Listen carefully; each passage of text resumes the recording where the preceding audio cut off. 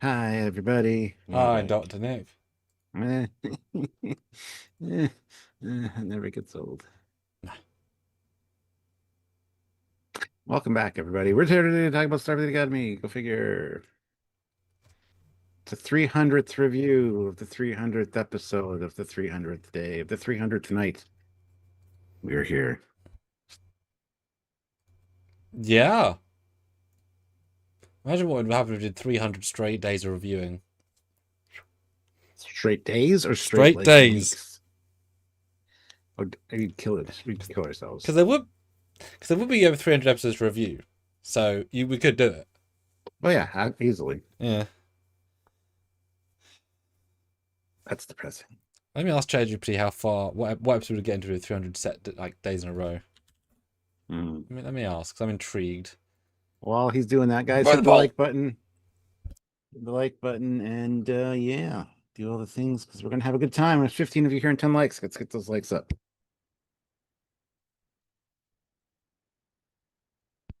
Dun dun dun dun.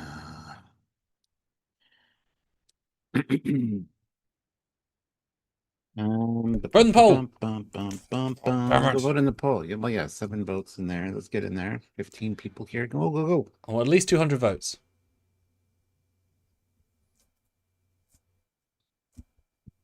You failed math, didn't you? You failed math. We would get up to, if we watch 300 episodes in a row, 300 review days, we'd get up to DS9 Season 2, Episode 1, Homecoming. That includes Cage animated, as in TOS unanimated. So not as far as I thought. Which shows how many episodes of Trek there are.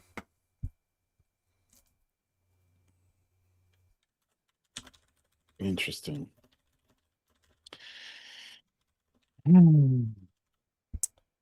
I'll get sharing. You guys get commenting, super thoughts, comments, questions. As you guys know, see you in a second, Joe. Hit that like button, guys. Make sure that you are doing things you need to do, like hit the like button, visiting the links down in the description below on all the videos, all of that stuff. Make sure to subscribe to the channel, click the notification bell icon to all so you don't miss any content from us. What else? Do the things you guys know. Just put in your super chats and PayPals to help support the channel, as well as, you know, forget what I'm saying here. Oh, as well as get your voice heard. Yes, yeah, that's it.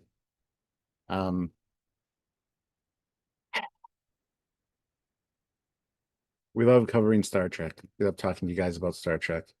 And it'll be interesting to see what you guys think about this particular episode because me and Sam are quite a little bit divided on it. So anyway, do the things you need to do. You can PayPal us. PayPal is 2 for 1. So you can get to say more on PayPal. So you got longer. You don't have a character limit like you do on Super Chat. So if you if you send a message over there on PayPal, you can say a lot more. You can Super Chat as well, though. That all helps us out. So anything you can do, please do. Do the things.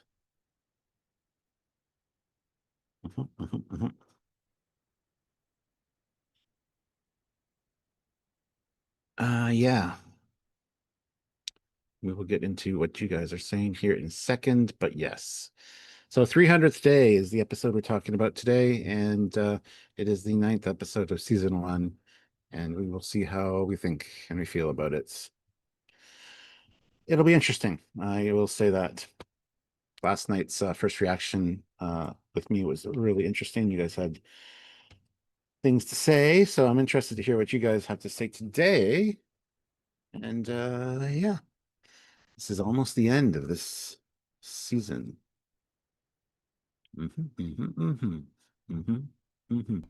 Hello there. Greetings. Greetings, So, Earthlings. it's fair. So, Stuart. That's hey, my name. buddy. Hey, man, what's up? Oh, you know, things and bobs. I'm interested about this one, guys. So let us know your thoughts, comments, questions. Super chat, all those things. As Stuart said, I'm sure But let's go big on this one, guys. This is the near season finale. Let's show the internet that the show's liked. And I so disagree with the fact that people are saying D in the chat and in the poll. It's such a silly rating for this. Well, I didn't even put an F because it's definitely not F worthy. Come on, guys, be fair. Don't just hate on it for the sake of it. Be fair. Fairness. And go watch our normal review because that was our visceral first reactions to it. We didn't talk about it yet. The raw. We'll see if our opinions have changed. Last week, Stuart was the pro camp. I was the negative camp. As far as I know, he's now the negative camp. I'm the pro camp, somewhat. So, Stuart, what do you think of? That's one interrupt, of course. Academy Season 1, Episode 9. And have you changed your opinion since your brutal takedown of our initial review? Well, before I get into that real quick, we got a super chat from BJ. It says, next episode, Edge of Extinction. Klingon Empire rides to the rescue for honor and bloody glory. Kapla, success. I like that. I hadn't considered that. That would work well. Yeah. Good thought. Okay, so it doesn't get any better on rewatches, really. It actually gets worse. I find more of the flaws stick out to me. But that being said, there are some good moments, like when they discover Jaden and Genesis, or not Genesis, Tarima, my God, on the Athena. I love Aki talking to them. That's a fantastic scene. So there is good in here for sure, but overall, it was just, I couldn't shake the feeling that it felt very much like an episode of Discovery for multiple reasons. And I don't necessarily like that feeling. Like I said, I kind of had an icky feeling about this episode watching it. I hate that every market they go to, every planet is the same, looks the same, all in basically all of New Trek. We've seen the same thing in Picard, we've seen the same thing in Strange New Worlds. It just in Discovery for sure, like it just doesn't work for me. So not everything has to be dirty and seedy underbelly, criminal, trady facility places, the whole premise of the ending and the doomsday ending that we have here with the burn 2.0 is kind of silly and makes absolutely no sense considering it's been 3 months since they just stole the Omega 47. But famously, space is 2D, so it's fine. Right? Yeah. Well, even the graphic does show a 3D representation of it as a bubble, and then it goes down to that. But it would be hard enough to do this around a solar system, let alone the Federation as a whole. Even if the Federation is much reduced from what it used to be, it still would take forever. So if they had the Venali Raw, the Furies all helping out to lay these mines, it would still, I think, take years and thousands of ships, and there would be unusual traffic patterns in ships doing things, and people would take notice, and you wouldn't be able to get all these out. Now, if they were self-replicating in some way or something, or you could like launch a couple and they would like, that'd be a little bit different, but again, kind of silly still. And you probably can't replicate matter, absurdly rare self-made particles. That would be beyond stupid. Yes, well, exactly.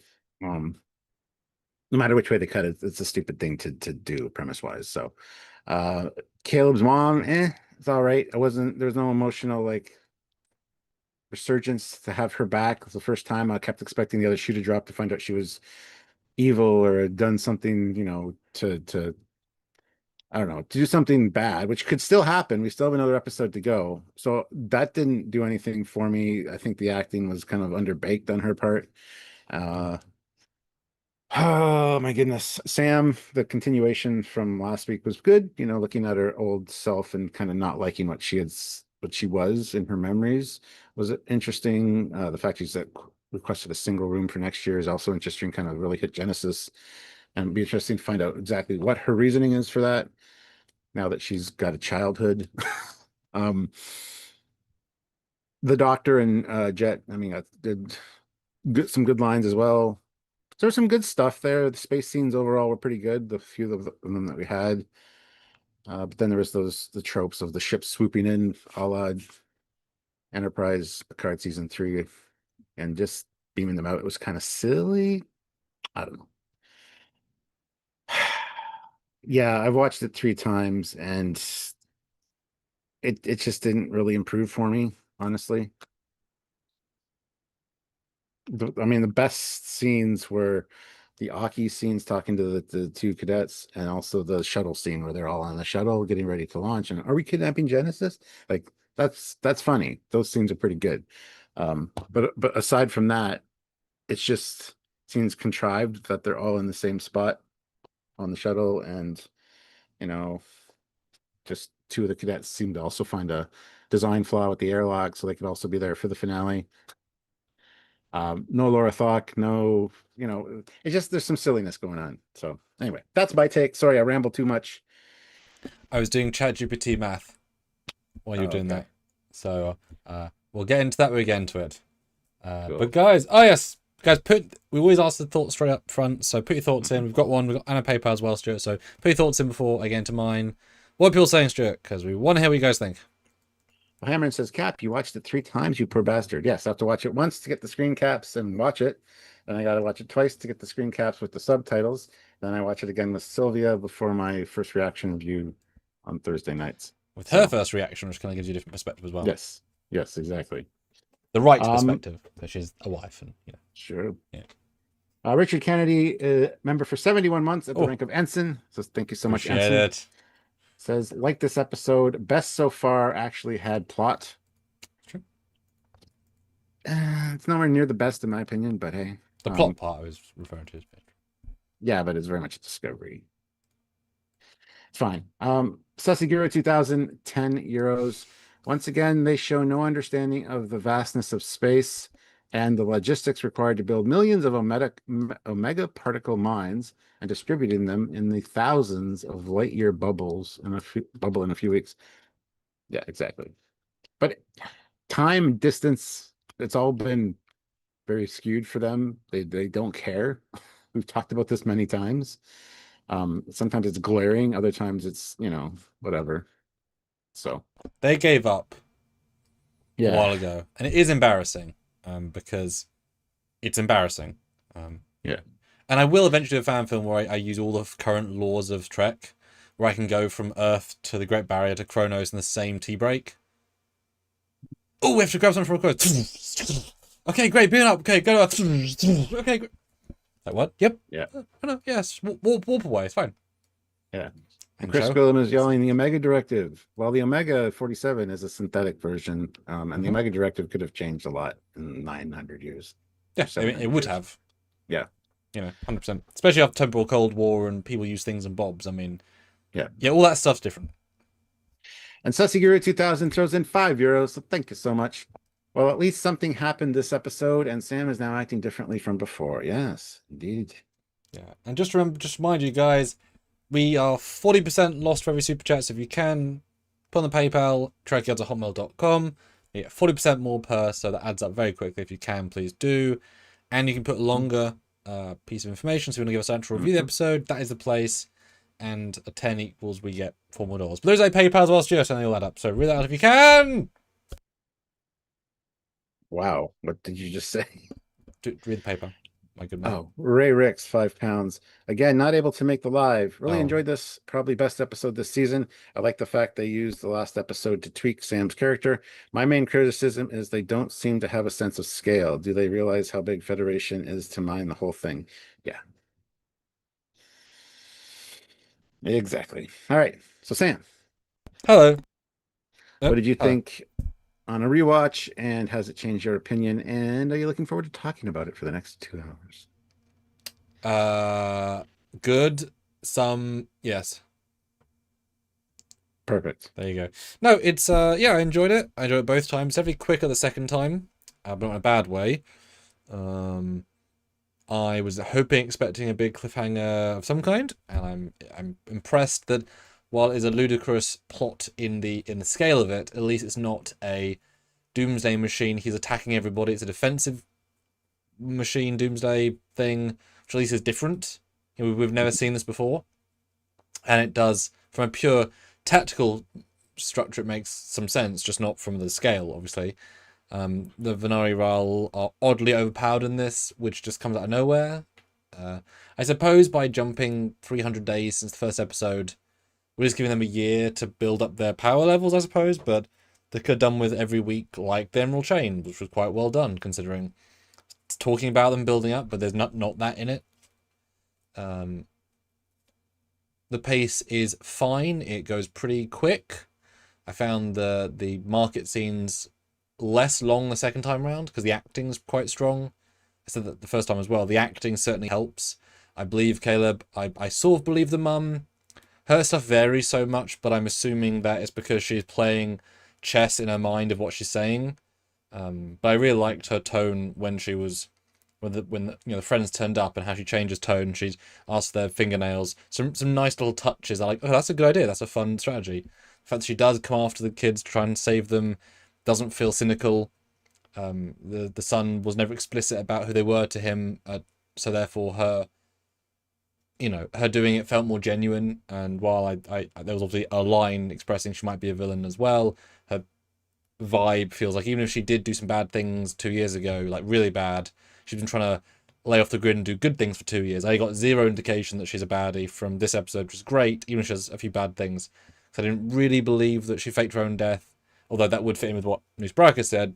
So there's as I said in the other review, part 1 will be improved or worsened by part 2. Part 2. Yeah, if she's a villain, if the bombs go off, if they're all connected, like loads of things will just change how the first part 1 is going. But I appreciate we took our time with it. We've led into a good setup. Second time around, it did confuse me as to... I know a lot of the stuff is sort of stunt, but they brought in a wrestler as one of the bridge crew. What, you mean you hired her for 1 day? Becky Lynch, yeah. Like, that, I mean, you can't get more who the hell cares stunt casting than... Because bridge crew, she never was in it again. Why is it not bridge crew? I've restarted this She's been time. in 3 episodes. Yep. Does she have lines in the other 2? Maybe 1 line in one of them. Yeah. Really? Yeah, she's in 3 episodes. Wow. Very small, like, glimpses, though. I couldn't tell you. I thought they just had no one in the bridge. But they say that they're dropping in the cadets off at the academy, but where's the ship crew? Because there's no reason you'd have just the 3 of them, which is more dangerous. At least bring the bridge crew, because they would all do it if she asked. And Tig doesn't know Aki more personally than the bridge crew necessarily, so there's no reason. The doctor would be fine because the daughter thing, but this time I felt, why are you risking all of their lives and their whole ship when you've got a bridge crew and you've got the engineering crew? Yeah, where's the chief engineer? Where's the tactical officer? Where's the entire security team? It's an academy, yes, but it's also in spaceship mode, so why is it only the 3 of you? It was fine if she'd be stealing it, like Star Trek 3, but she wasn't. Maybe because they are breaking the rules and they're not going to be doing that. They just wanted to minimize who that affected. Everybody else wanted to watch the dedication thing on Betazoid. It just feels a little bit disingenuous to, it's just us on the ship. Oh, there's no one else. Really? What about the engineers and all of anybody? It is weird. They do so much setup that I'm fine with a little bit getting lost.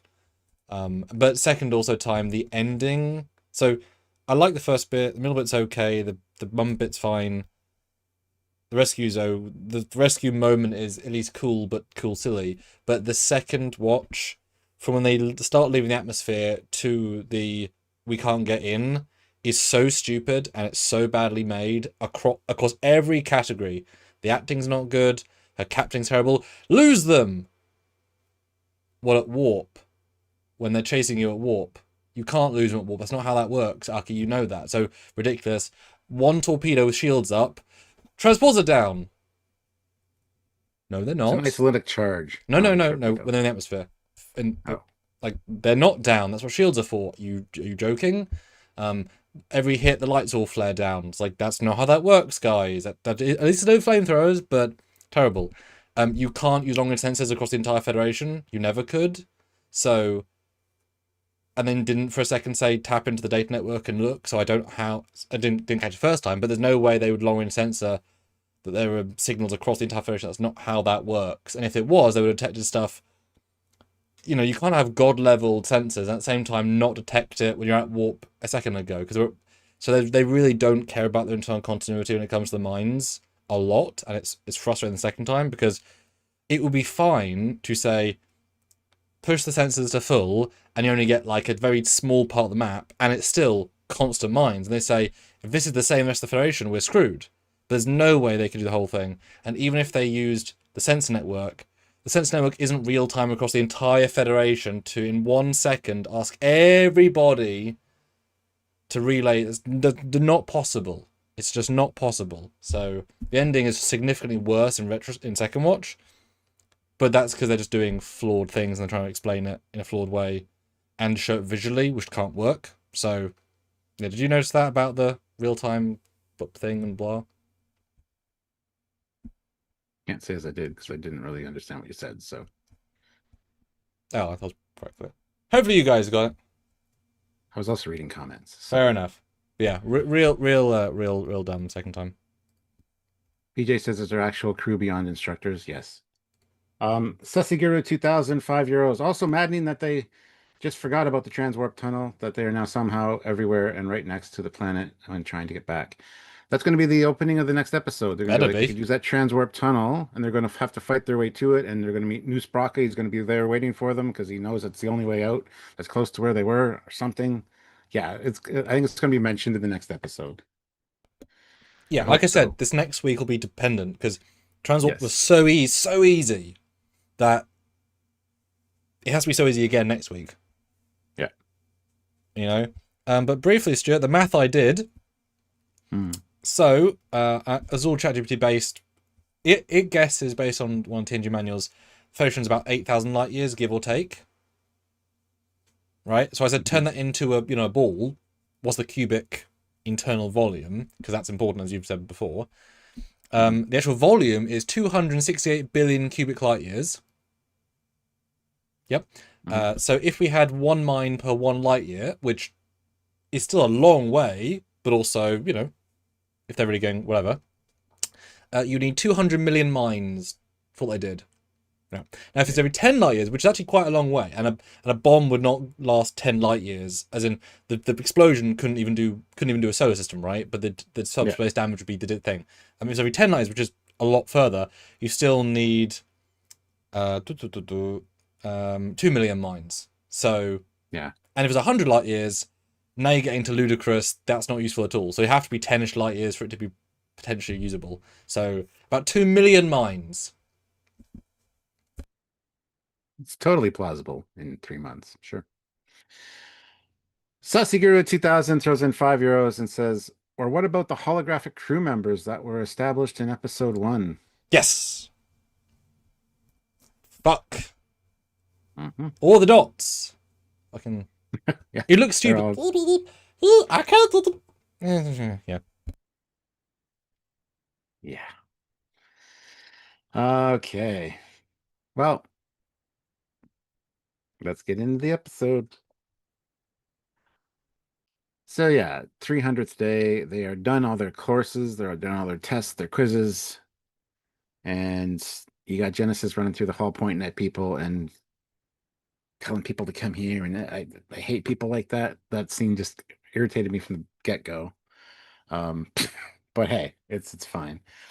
You find out they're going to the dedication of the new head of the Federation on Beta Z. Half the fleet is there, and they're going to celebrate that, which is great. Great idea. Took them this long to get that established. That's good. But yeah. A little bit annoyed that this is the formal building, but apparently they're nightclubbing in the corridors. It'd be super unprofessional if your university turned all of its main corridors into party spaces for the end of days. That's silly. I know you've only got so many sets, but they shouldn't have done that. That really sort of changes the student's brain from being work to play, and that's wrong. I disagree. Beta Z's fine. Yep, good. At least they're going somewhere. That's nice. Space. Yay. None of them crashed out. They're all doing quite well. Caleb blasted. Good job. Good stuff. Yeah. There is a bridge crew, as you can see. 1 second. Yeah. Actually, I just wanted to look at that real quick. Yeah, just the 2 of them. Anyway, there. Then we get Jaden's ritual to bring people into his family, and I gotta say, Caleb, that was kind of rude. Um, now Yeah. he's sulky again. This is like right after episode 1. Like, I miss my Mm, mom. So that kind of annoyed me mm. too. But like, you drink it. It's like, just what, what are you afraid of? Becoming part of somebody's family? Like, you're already friends with this guy. You're already friends with all the people here. You've had good interactions with them that we've seen. There's been nothing really bad. Like, what is the problem? Just because he's got his mom on his mind? It's just kind of stupid. See, I got it, so I was okay with it. It's more annoying why are they in the bloody same rooms again. I know they need more space to film it, but is he renting this space? You know, why do they always have access to the public space? Anyway, but I love his Baldric. I mean, this is his only scene in the entire episode. At least he's good in it. And as I said previously, this actor is very rambunctious as an on-straight person, and he's nailing the Klingonness, right? Mm. Like he's absolutely nailing it. No complaints, right? Um, I think they're implying this wasn't a formal "join my house" thing. It's more of just a party thing, Yeah. symbolic. Because I was like, you haven't got a house because you kind of lost it by leaving, kind of thing. You're already just whatever. But it's nice. But at least it wasn't like a formal thing. And when it gets to Jaden, I think it's very similar to what Worf did with the Jeremy Astor as well. The ritualisticness of it. I've heard that, but then they would mean they're part of his house, which would mean they're all now Jaden of House. It's like, oops. I guess he didn't. He didn't drink, whatever. But I like the sound. Didn't drink it. She handled that well. No complaints. Um, have to learn Klingon. Fine. Yep. Good set for later. Won't room together. Works well. It was straight in. It wasn't too dramatic.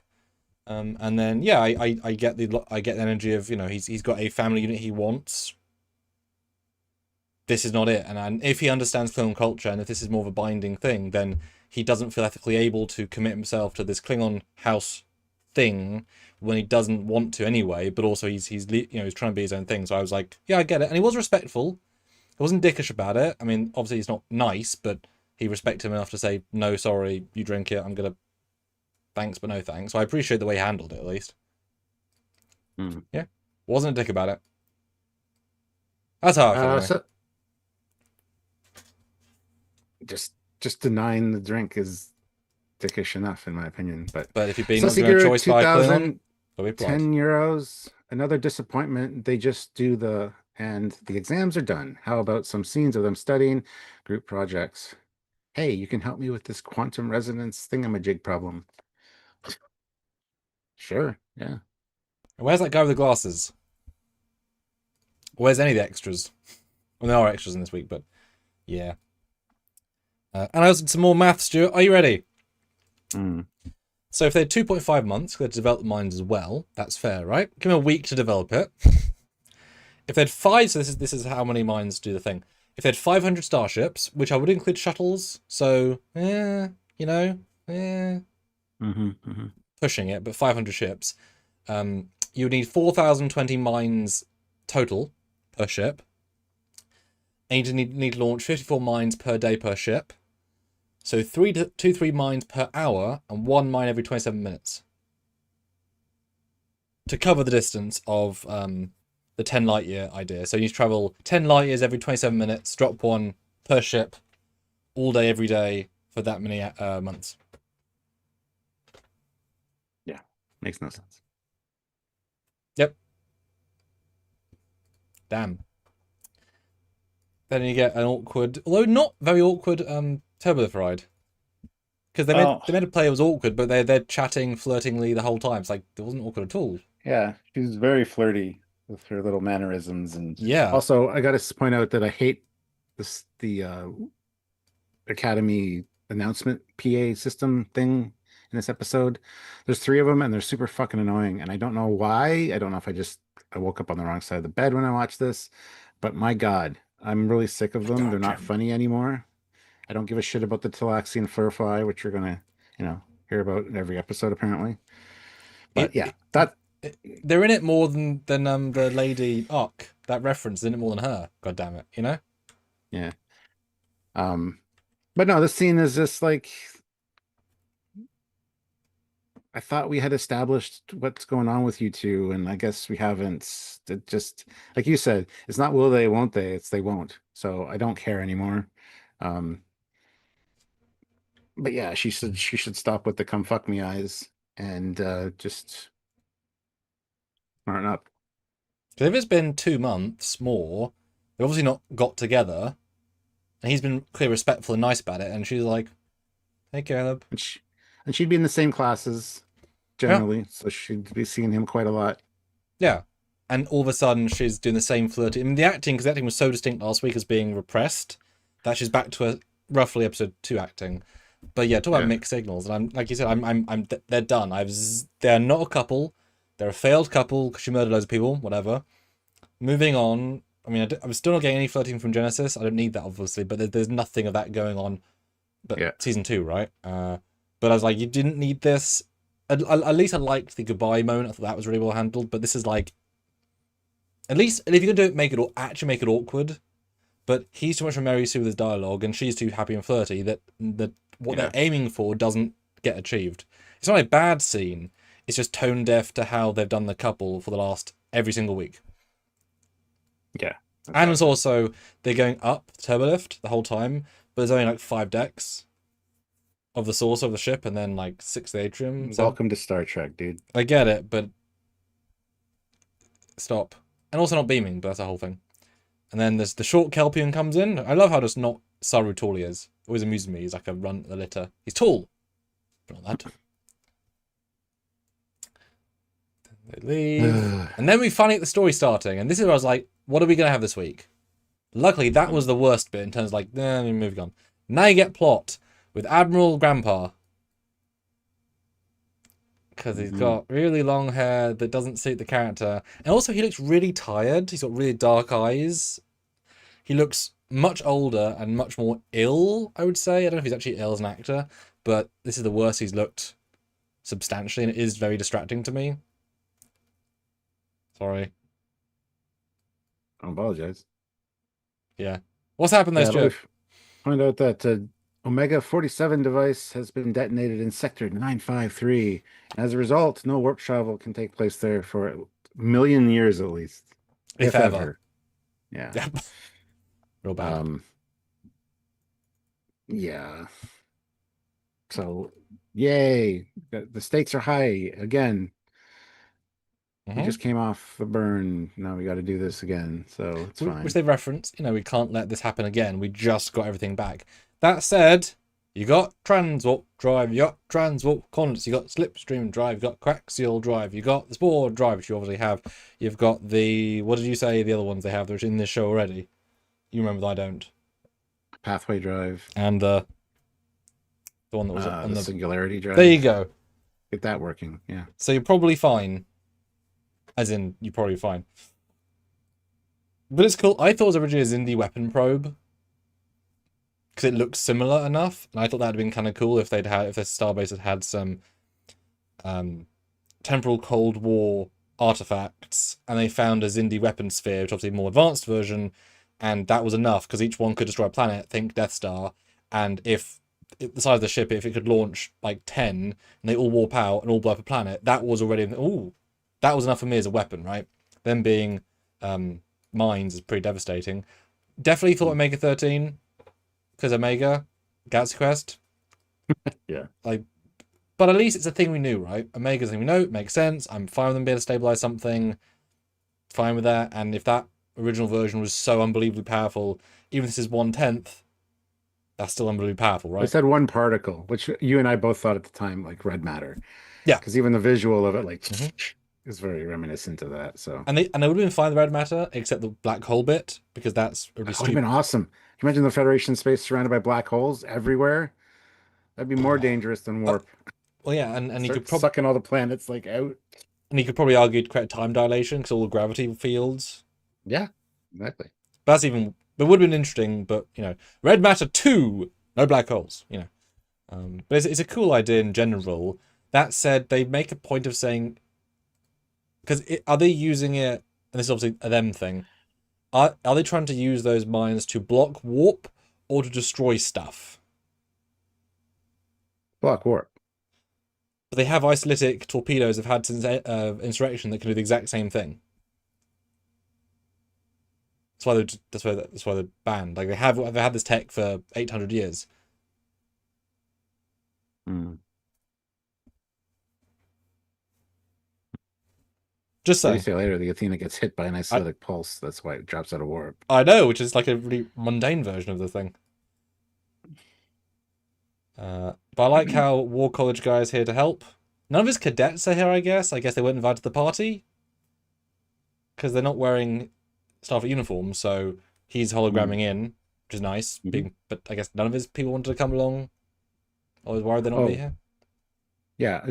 In regards to drives as well, we got the Kionians that have artificial single point wormhole devices, which Hmm. could also probably be upscaled to ship use, which would be awesome. Yeah, or at least, getting them out of the situation. Because I do it normally setups in shows, so I do expect them to use that at some point to, because if they can call through the system, which at the end is not clear because Jet is sent out a Mayday, but you could get a signal quicker than that potentially based on previous episodes. So I'm wondering if they'll use that to jump out, in which case it was well set up, at least thematically. Yeah. But we set the stakes, and I do like in second viewing knowing the real plan because they are very much aware of.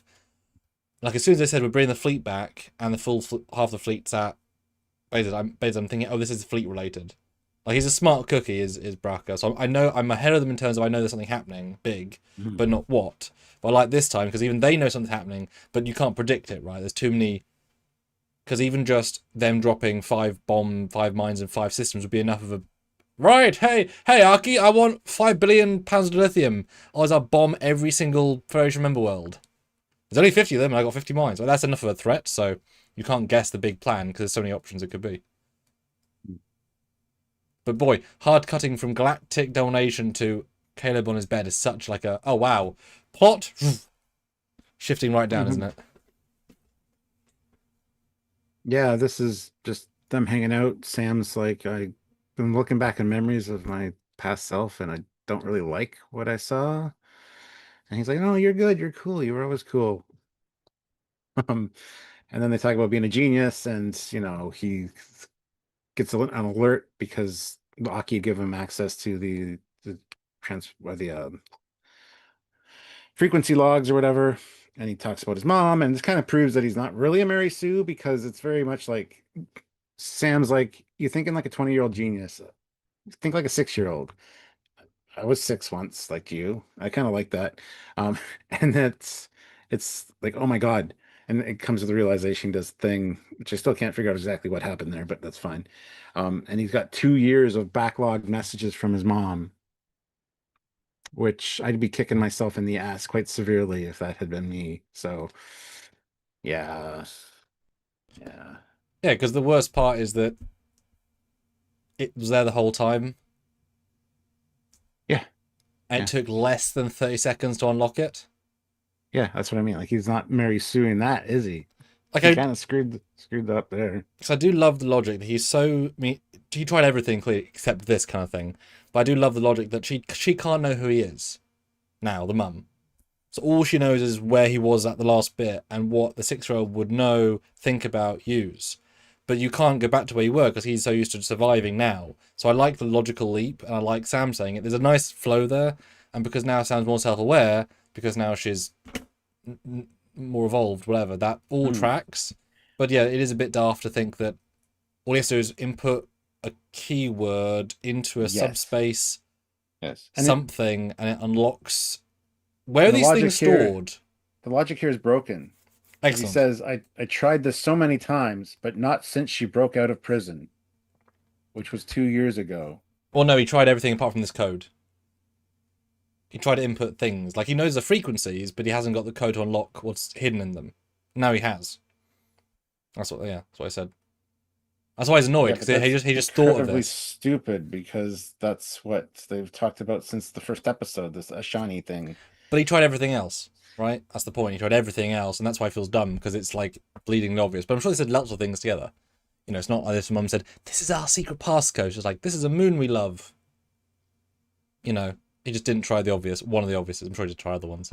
But it's like, where are these messages being stored? On his answering machine. but they weren't being sent to, I mean, yeah, he's obviously acting something, but I don't know. But I mean, good for the mum for sending, it's sort of implied weekly, like regular, I mean, whenever she can, Mm. dozens of hundreds of messages. So she's always trying. And let's be honest, how long would you keep phoning a voicemail and without responses, not knowing if you're alive or dead? How long would you keep doing everything? And you hear a few messages, it's like, come meet me here, I'll be here for about another day. I'll be here. It's like, she's always trying. And can you imagine, like, without any evidence he's alive or whatever? Yeah. Yeah, it's pretty sad and dark. Although, what are the chances that the one planet she's on now happens to be about to be attacked by Venari Ral? And also, why would they know that if it's secret as a warning? I don't know. Just for them to know. Yeah.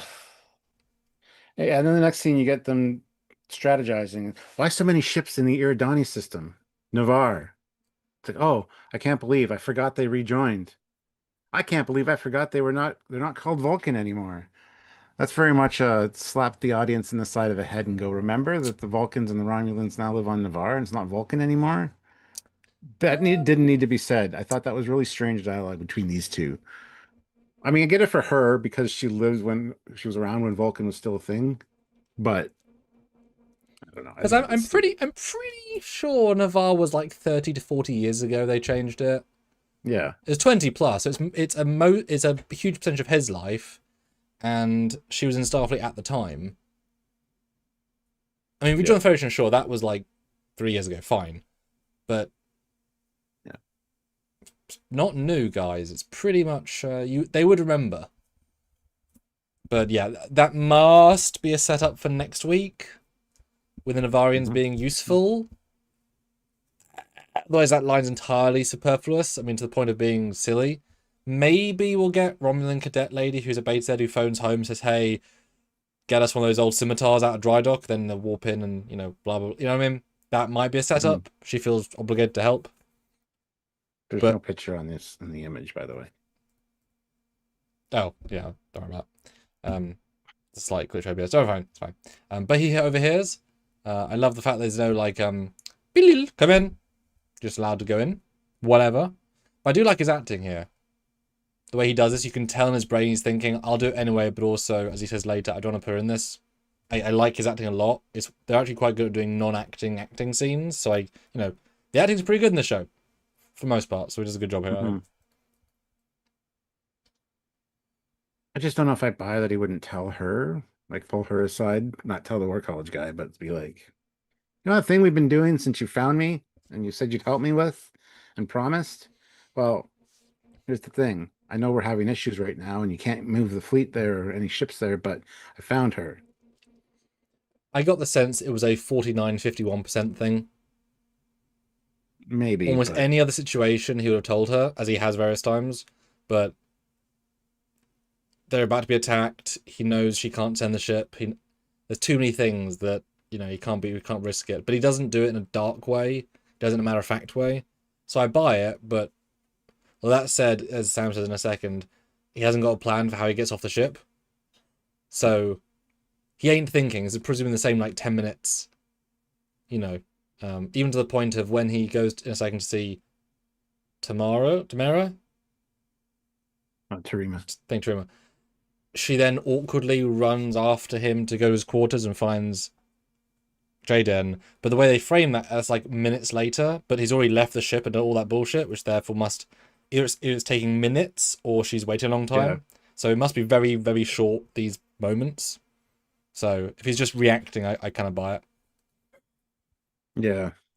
But then the scene with Terima, I'm glad she didn't say anything. Yeah. I really like the way he kind of like, I hope you find peace. You always reminded me of music. I just thought you should know that. And she doesn't say a word. I like that. I appreciated that. But again, I hope you find happiness. I'm out of here. Doesn't really say I'm out of here, but yeah. And guys, keep super chatting. We haven't had one in a while. Make sure your thoughts are being said and heard, etc. Because we're gonna keep running through and I see you guys have thoughts. So let us know. It's the one before the last one. Yeah. It's good. Like I said, like the scene. It's poignant. It does feel like a goodbye, but also he kind of owns it because he's the one doing it, and yeah, it's good. And you get a fun warp scene. At least they try and do a few things. Oh, I was going to say for this particular scene, I'm glad it wasn't overwritten. It could have easily been overwritten, mm-hmm. And it was just perfect. Yeah, they've done loads So, of scenes where the less acting yep. ended up working better. So, another example. Then at warp, I like they have in audio that things will be locked down. That they at least as they try and explain how they managed to get out off the ship. They make an effort to explain. They don't explain why the drunk guy's there, but at least they try with everything else. It's not just why are you here. Mm-hmm. Mm-hmm. Bit easy to hack, but it's okay. Yeah, I love Samfall. I'm like, you're gonna attempt this, you're gonna attempt this, you're gonna attempt this, and without me, who can do it faster than a computer, you're going to turn yourself into salsa. You are also a computer. Just saying. So I'm coming along. Yeah. At least with dots finally, as in some CG background stuff. Yeah, because now we know she's got a light B. I'm fine with her being able to pop in places because that's beaming. If comm badges can beam, then that can beam from not as far a distance. So it makes more. Now we know what she is more. It makes more sense. That said, I really don't understand this bit, and this is where I've screen cap you put on, which is, and if you could read it, it'd be great, Stuart, about how she hasn't done her stuff for herself because it's a very odd line, doesn't make a lot of sense. So if you read it out verbatim, let us know. It is, yeah. Let's see here. I gotta find it first. Hold on, because there's a lot of dialogue before that. I like the glitter throw up. I thought that was funny. I did too. It's all over my trousers. Yeah, it's good. I liked it. It's dumb. It's an alien thing. Yeah. Aliens be aliens. But yeah, guys, vote in the poll. In fact, I'll finish the poll while you're doing that, Stuart. 67 votes, and I'm shocked by this, but hey ho. Although technically speaking, majority don't agree, but it's just how voting works. 46% say D, the lowest ranking of what's in this episode so far. But that means that 64% thought higher than B, or higher than D, in fairness, with 9% A, 21% B, 24% C. So, still 60% liked it more than D, but majority liked D, which seems a bit harsh to me. But okay. Yeah, I wouldn't even put this at a D, and I didn't enjoy it that much. Yeah, that's really harsh. Have you got it, Stuart? I'm still looking. There's a lot of dialogue here. There is a lot, yeah, and she does ramble. Judgy Genesis. But she is better. It's subtle and not subtle. She's still clear herself, but she's more grounded and I like the hair. It's more structured. It's not weird, but it's still her. Yeah, they did a good job with how they've altered her. It's just enough. The interaction between all of them is really great here. I really love the humor in this scene.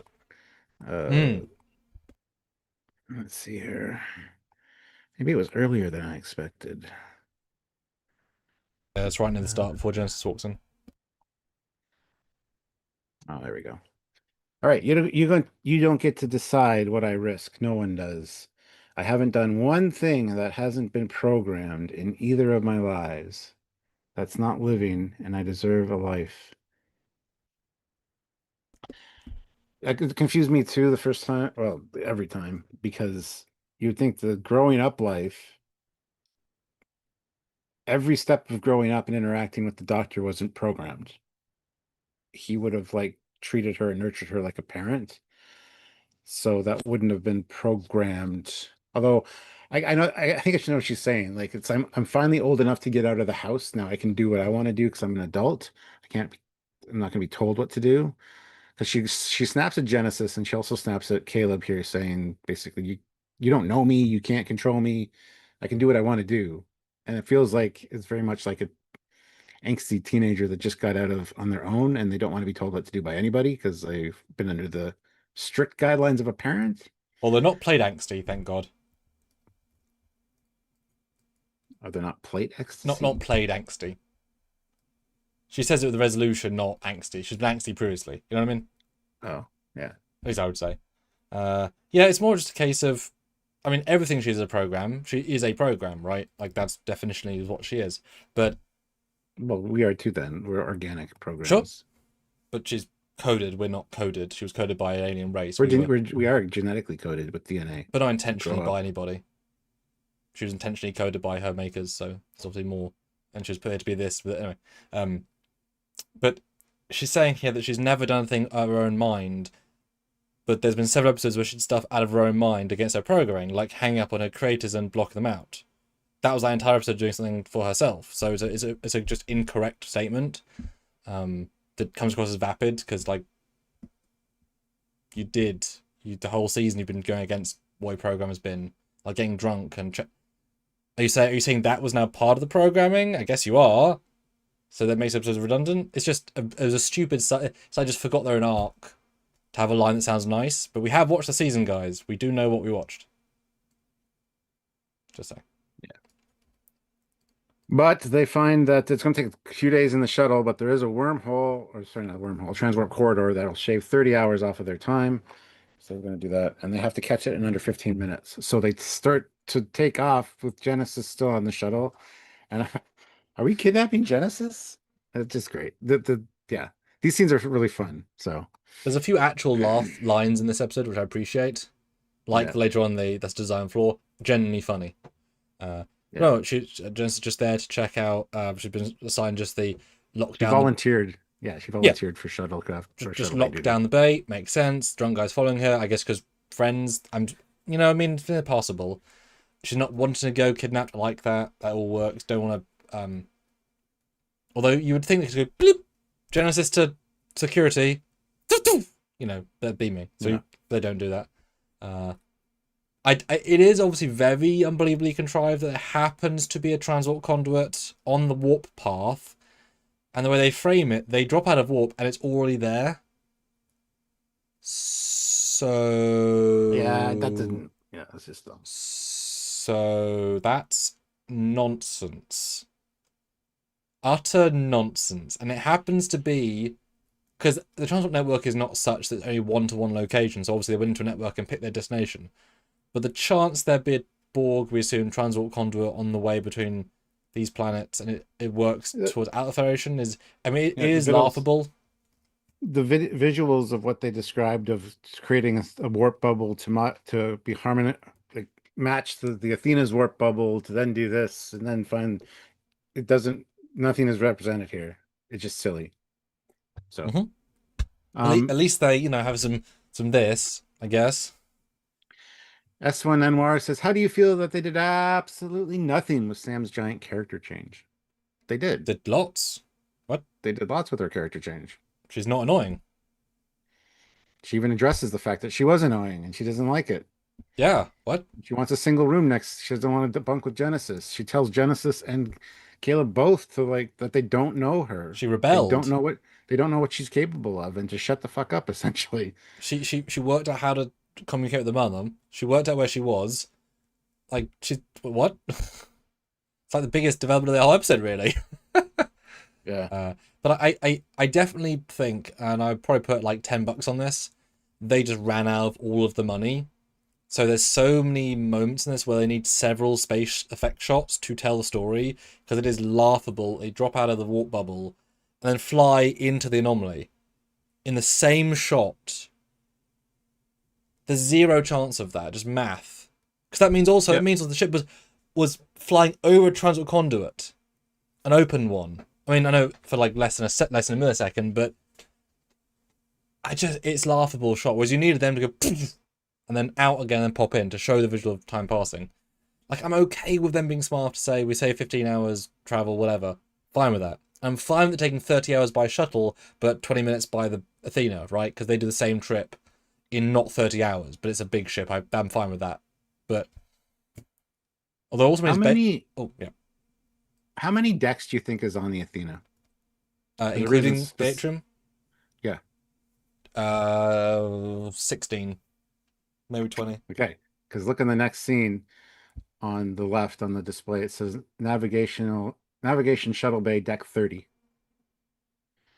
Yeah. Anyway, yeah, sorry. Didn't need to. Oh, that's good. No. I would never said 30 decks.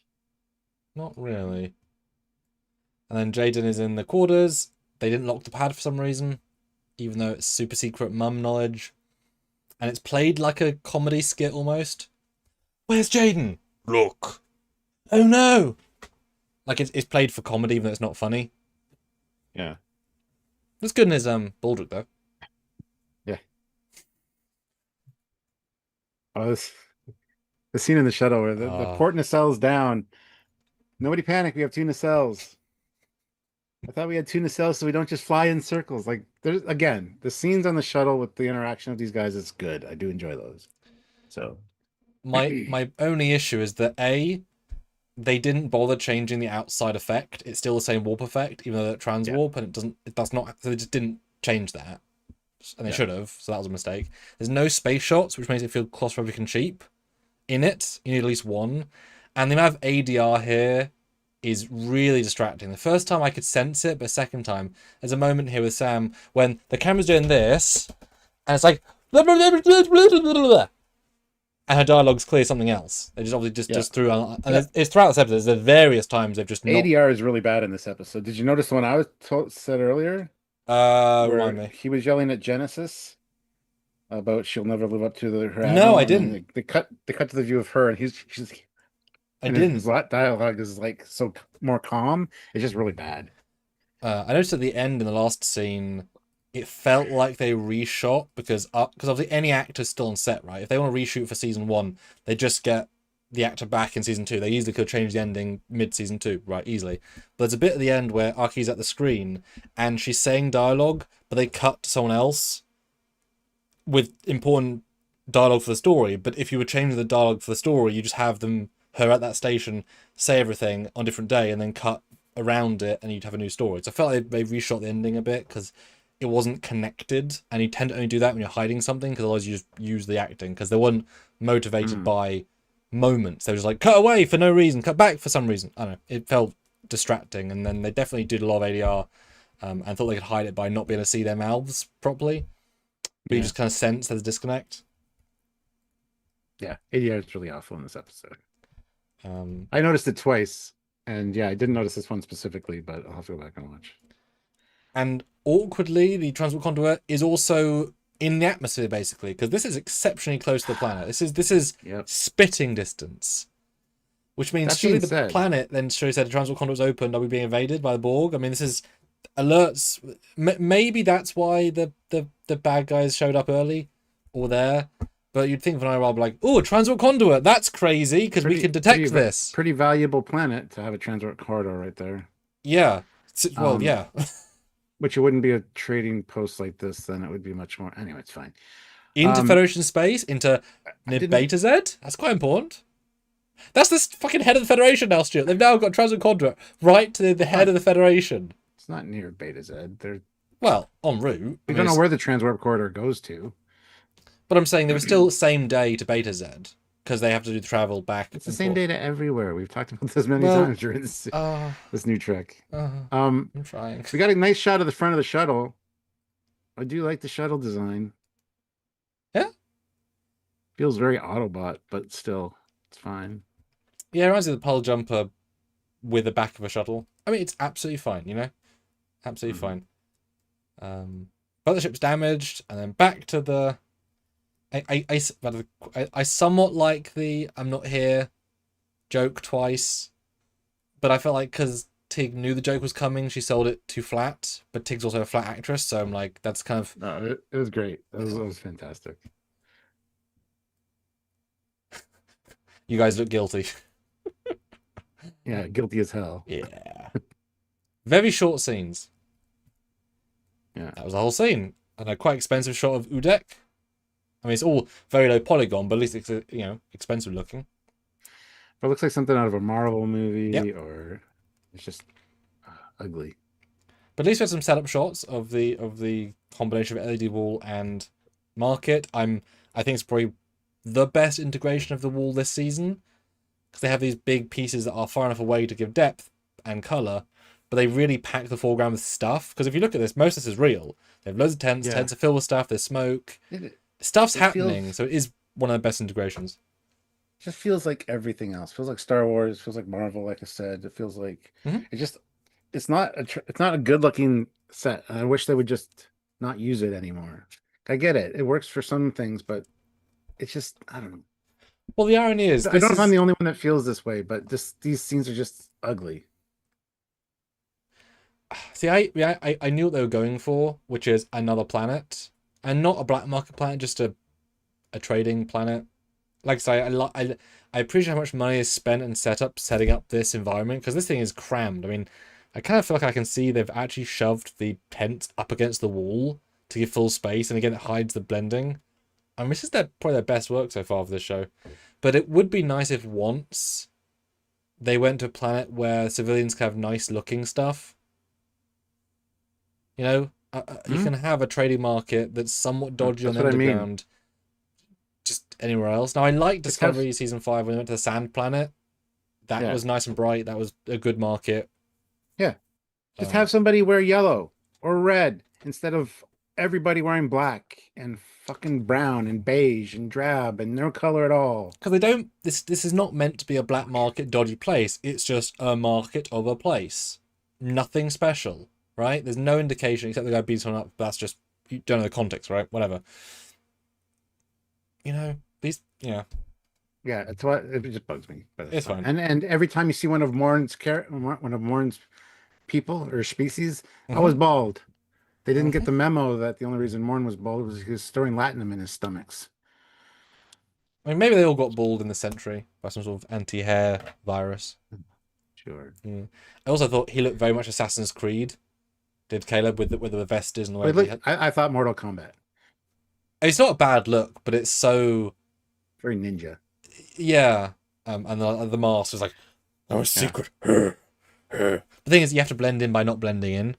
Although I did think that Genesis still looks young, and also they're all very clean. None of them look like they blend in for how fresh-faced they are. But we didn't need that as a subplot. So, moving forward, right? Susiguru 2000 throws in €10, so thank you so much. Thank you. They treat all these universe-breaking travel methods as a plot convenience these days, with no mind paid to the larger implications. Spore drive, personal wormholes, transwarp tunnels. Yes. Yeah. No, and if they use it next week and hang the biggest lantern on it, if there's a setup, fine. If it's not, go fuck yourselves. I do like where he's like, hide those wings, they're going to get us killed. And Raimi's like, oh shit. Yeah. Makes sense. Although that said, it's an Athena-specific badge. Well, it's Starfleet Academy. Well, I know, but no one here is going to know what that badge is. You know, if they see the Delta on the... Yeah, but the Delta's quite small in the badge, so you could be forgiven for not thinking it was Starfleet, because it's most... I know what you mean, but it's not like just the Delta. But yeah, they do some walkies. I know that the mum said this market, right? But it's very much played like, I'll just see her. Will you? The chance of bumping into her is very, very small. Literally bumps into her, but at least they do give about 30 seconds to him being like, is it you, mum? Is it you, mum? Is it you, mum? Is it you, mum? Is it you? Oh, looking at every lady. Yeah, so at least there's some element of, I appreciate, again, that the mum, she's just bartering. There's nothing weird going on in a minute. It's just, she's moving to not be caught. That's it. That's how it feels. Although I was bothered by the ADR here of, clearly a choice to add a line when they says, you know, don't mess up. Caleb looks at him, no dialogue. We're serious. Puts a thing up and then says something, even though now it's like, so I mean, you say it when he can't hear you. Yeah, thanks. He says you too. That's all he says. I know, but he wouldn't be able to hear that through the mask, through the crowd. He's walked away. Say it before you put the mask on, you idiot. You know? Because clearly the editor thought this isn't working as a walkaway. We need a line here. We can add it after the thing, but then you wouldn't say it after the thing. It's just an editor thing that's like, that's a weird choice. Yeah. Back on. Then we got a scene back on the Grand Advance, where you find out that the Finale Raw are going to be annexing this planet that Caleb's on. And it's like, oh well, our cadets are all being offloaded on Beta Zeds. So you know, do what you got to do, but I can't help you if you cross that line. Just saying. So, but yeah, he says, make sure you contact me on my personal. I like Vance here. Like, don't bullshit a bullshitter. I know what you're gonna do. So you can contact me on my personal line, but if you step over that border, I can't do anything to help you. I love that. It's great. Was the sort of character where he had to live in the like post-burn as leader. So they are used to doing some things that aren't the best, but they need to be there, but they're not the best. And he very much knows Aki's a teacher who didn't want to be there. So the chance of her telling what he wants to hear is high. So it works better narratively if they just cut through that and end the conversation of nonsense to have a real conversation. And they do, and that's good. I am going to take it, I'm going to leave. And it's I like that it's a direct payoff to episode 1 of I won't make promises to kids I won't keep. That's a good enough motivation for me, right? And what she's asking to do, what she's saying she's going to do, is not innately dangerous at this point. It's just go to the edge of ocean space. So innately, it's not a problem, which is good, right? So that it's a good little scene that actually helps both characters evolve a bit. While her also feeling more mature, which I said at the start she needs to be, and she's getting there. So I appreciate that. And then Doctor comes in, doesn't say, "What have you done with my daughter?" I know. I expected that. Yeah. That says Sam's out there, or are we still here? I mean, and it was very reserved, which is good. I didn't expect it to be. So, kudos. Yeah. No. And if you caught this, but his cadence was higher again, like the EMH, not just more deep like this, like last episode. I was like, that's him talking like the Doctor again. Where was the director last week? Make him go deeper and acting more. No, he's higher and more. I was like, great, Jonathan got the right out of him because he felt like the EMH for the most part. It's good. Although underused again, at least he's there for next week because he could easily have been not on the ship. Yeah. Easily. So at least he's there. Susiguru 2000 throws in 10 euros. Thanks much. Also, except Caleb, none of the cadets have any experience with dark underbelly situations. There should be at least there should at least have been a scene where Caleb is giving them a crash course instead of just splitting up. Yeah, I agree. Caleb has lived his life kind of in these situations. The other ones, Genesis definitely didn't, being an admiral's daughter. Raimi definitely didn't, being kind of royalty almost, or adjacent to royalty. And Sam, of course, has no inkling of any of this. So yeah, you're absolutely right. Olivia throws in $5. Did you know? Just like in Academy, Sam also has a lack of enzymes. I mean, he's not a Kyonian, so. I did find that gag funny, although that said, if you recall, there an entire point about how it's very drunk as part of the ritual to be king. And if it just takes one drink because they're lightweights. I'm just saying. Well, he also said that Jaden's stuff was very powerful. Yeah, cultural. I mean, I'm so this isn't meant to be a dark planet. It's just a civilian post out of Federation. It's also right near the border, so it's not as if, you know what I mean. This is not the dingy out world. This is just one bit further, and this is just happening. Like if this was daytime and bright, it'd be a fine looking place. You know what I mean? It'd just be a Arab looking bazaar. It's just because of the way they're filming it. So that first of all, was not that dangerous. And B, I would be very fine to say that for royal training, that they give would-be king guy some basics on how to survive this sort of thing, like, you know, kidnap instructions and torture instructions, so he'd be trained. And I could easily get an admiral's daughter would make sure his daughter knows some stuff, right? So I think those two in particular are so high class that they would be fine, like they'd have more training. The reason I've kept on this picture, Stuart, is this is the problem with LED walls. That clearly is an LED wall. You can see it. The entire background is a flat image. It's not hiding jack shit, right? The whole background is flat. And flat that stops at a point. And it's not black enough. His hood is blacker than the blackness of a ceiling. It's a small thing, but some shots are really good. But something like that, nope, that does not work. Like, it's not bad, but does not work. You can see it.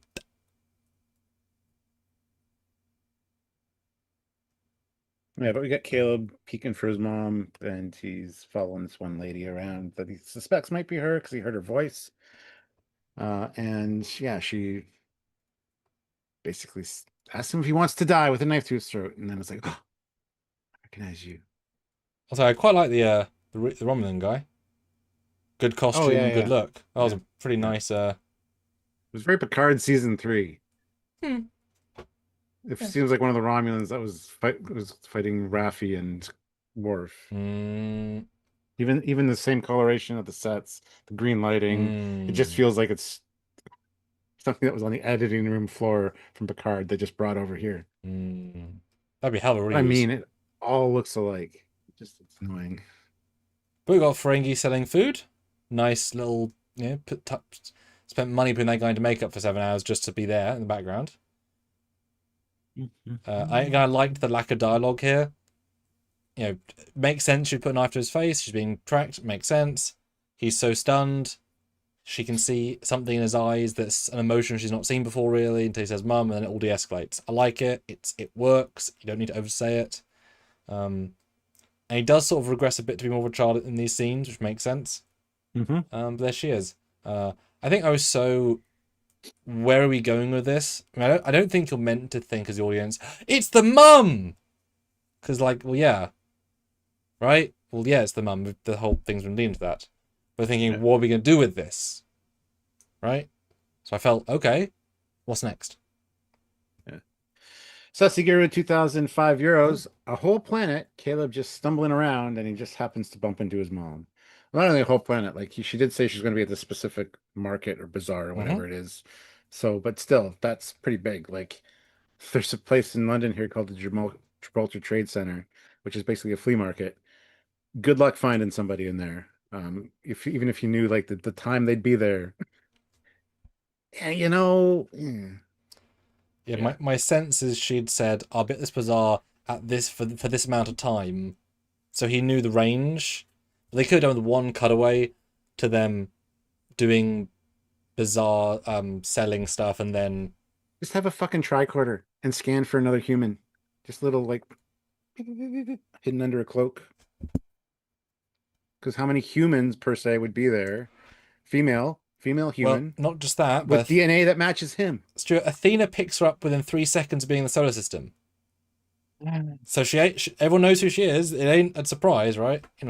Yeah, why wouldn't it be a tricorder to detect her life sign? It took Athena 1 second. Oversight said there will be tricorders in the shuttle. But we go to our set. We spend the next 20 minutes in, which is also on the D wall. It's not a bad set, and I get what they're doing lighting wise, but I wish it was had a bit more life to it. I could have done with. I think it's implied this is her temp crib, because the way she goes in and out of it feels like she owns it, but she doesn't just walk. It's like a workshop. It feels like something out of a Star Wars game. Like where you go to fix your lightsaber, like one of the Jedi Survivor games. Modify your droid. So. Yeah, it could have done with an LCAR style display on one wall. Yes. Something like that. Just a display for like a Klingon or whatever. But I think it's meant to be her shop that she used while she was here. Or she broke in and she's using it, because the way she goes in it actually has an ownership to it. But she shouldn't have. Shouldn't be here every day. I never got that sense. I just assumed it was a place that they kind of ducked into. But yeah, there's the big bring back. The music's very gentle. The acting's sort of underplayed, but probably a good choice, because do we really want to see him go, "Mom, I was happy to see you," and her be like, playing it lower probably was a good choice here. With him apologizing that he didn't realize, 2 years, why couldn't you get the code? You're a very smart kid. I just didn't get it. It's okay. It's okay. Yeah. You were dumb, but it's fine. You're here now. Yeah. You guys mentioned Noose Braca, and she's like, "When did you see Noose Braca?" It's like, "Oh, I kind of bumped into him, and he said that you died during the escape." And she's like, "No, I faked my deaths to get away from him." And he goes, "What? So you go and rejoin the Finale Raw?" And she's like, "I was never a part of them." I love the conflict here, and they hash a lot of things out very quickly, which is appreciated. But it does feel so sincere. I'm not part of them. Okay, I believe you. Like, if you're here to set up that she is part of it, there should be something in the dialogue. And both times I thought, nope, she's being truthful, right? But I do appreciate. Okay, she did something for them 2 years ago. Even if she faked her death at some point in the mission, there's enough leeway to say that one thing 2 years ago was the dodgy thing that she's been. There's leeway there in the dialogue that I'm sure is intentional. And I really like he says, when I saw Noose. So we'd see her first name. Then she says Noose Braca, which I felt if she'd worked for him personally, she'd also either call him Braca or Noose. But she's a full name with really that guy.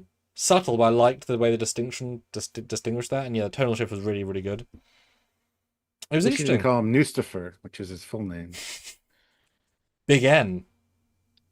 Big boy. I don't know. And then Sam jumps in. And well, she's with me. She's my friend. Let's make the situation even worse by bringing in more people into the room. And the way she does it is like just so like chill, like come in. Yeah. It's slightly awkward, but how else you can do that? I guess I don't know. But then she straight away goes to show me her hands and stuff. You know, she's doing her trick, which I love that because yeah, while she isn't dirty, she ain't clean, right? And these guys have not done any manual labor. They all clearly sonic showered 2 days a week. I wish it said hologram. I don't know how she'd know, but I would have loved that a little. Because if she's also an engineered person, she'd fix anything. It would be nice if she's like, oh, these aren't real fingernails, because I can sense it. Small thing, but she's on alert. And it's not aggressive on alert, it's just, I don't want to go back to prison. Because I spent 14 years in prison. I was going to do 10 more until I was brought out. Like, I get her motivation. And I spent 2 years. She's always been trying. Like, I'm intrigued by this woman because she's not playing like a villain. She's playing like a. I gotta just get out of prison. Just all I've got to do. Well, she asked him, "Why are you here?" And I was expecting a response, "Looking for you," but that never comes because Genesis is like, "We need parts." Because clearly he was looking for her because he got the message. If they were his friends, and they'd be here also looking for a. Slight disconnect there. Yeah. But as you say, since space and time mean nothing, they probably warped in from the Delta Quadrant this morning. From the Andromeda Galaxy this morning. Oh, they were with the Baylock in the Andromeda. Yeah. They were in Tranya this morning. It was great. But they also are being truthful. It is to repair the thing. So, you know. Beta Jin says, "I just watched your 40-minute video about this. It's great." Well, thank you so much. Glad you could make it to the live.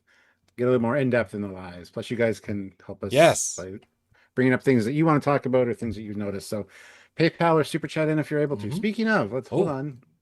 We have 43 people here and only 35 likes. Hit that like button. Let's get those likes up to 50. Here we have. That doesn't sound right. PayPal at trekyards@hotmail.com, and you can write whatever you think about the episode. There's a lot more room there, character-wise, to put stuff in PayPal, or you can just Super Chat in if you like. And we do read them all, so good way to get your own views out there. Yeah, and that's the thing. You'll actually interrupt us. Yeah. So do, you know? Just saying. But yeah, no. Then you have a warp out bit. Again, I'm missing the CG of them warping out. I don't understand. This is the whole show, right? They're at warp. They've got long range sensors.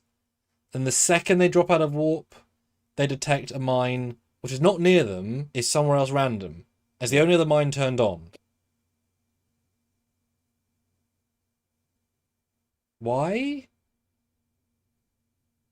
Don't know. They're scanning for the shuttle, and then wait, what's this? Whatever it is, it wasn't there the last time we scanned this area. Which would have been always. Yeah, like Reno, send the image to the port view screen. I like that there's a port view screen. So all those big fucking displays on each side, port and starboard view screen, and then the main view screen. I love that. But yeah, I just don't understand. Because I'm implying that's where they are. Well, she says it's light years from the first detonation. So send it to Vance and have it overlaid on the map. Although given that distance, it'd be hundreds of light years, hundreds and hundreds. Yeah, I know. What? Yeah, she just says light years, plural, from the first detonation site, and light years away from any Federation target. There's nothing between these 2 points, she says. That's worth destroying. Yeah. Although between doesn't make sense either, because the mines couldn't reflect damage this amount of space either. I don't know. They've not tried to make. That's something. This might be reshoots, these bits, because they're disconnected. I don't know. I don't think you're meant to think about the mines. I don't think they've quite. Can you imagine if they went to like Mike and Denise and said, "Hey, just give this story a quick once over," and they just, that red marker pen, they just line every scene on the bridge from this point onwards. It's like, doesn't work. Just line, and Frank's like, "Oh damn, we that wrong." It's like every single word you say about these mines it can't happen. It's like, oh shit, future. Yeah. So I don't know why this happens. And all of a sudden, for no reason. There's a reason. The computer just says internal sensors are picking up increased pressure in the airlock B. So I assume the pressure's slowly increasing. I don't know. Or because they say they make it higher pressure to be hidden. Yes, But airlock but would maintain pressure because that's the point of it. Okay. Well, true. I guess. Yeah. So I'm not sure why, because they've presumably left several hours ago. I don't know. It was full of plot, right? Yeah.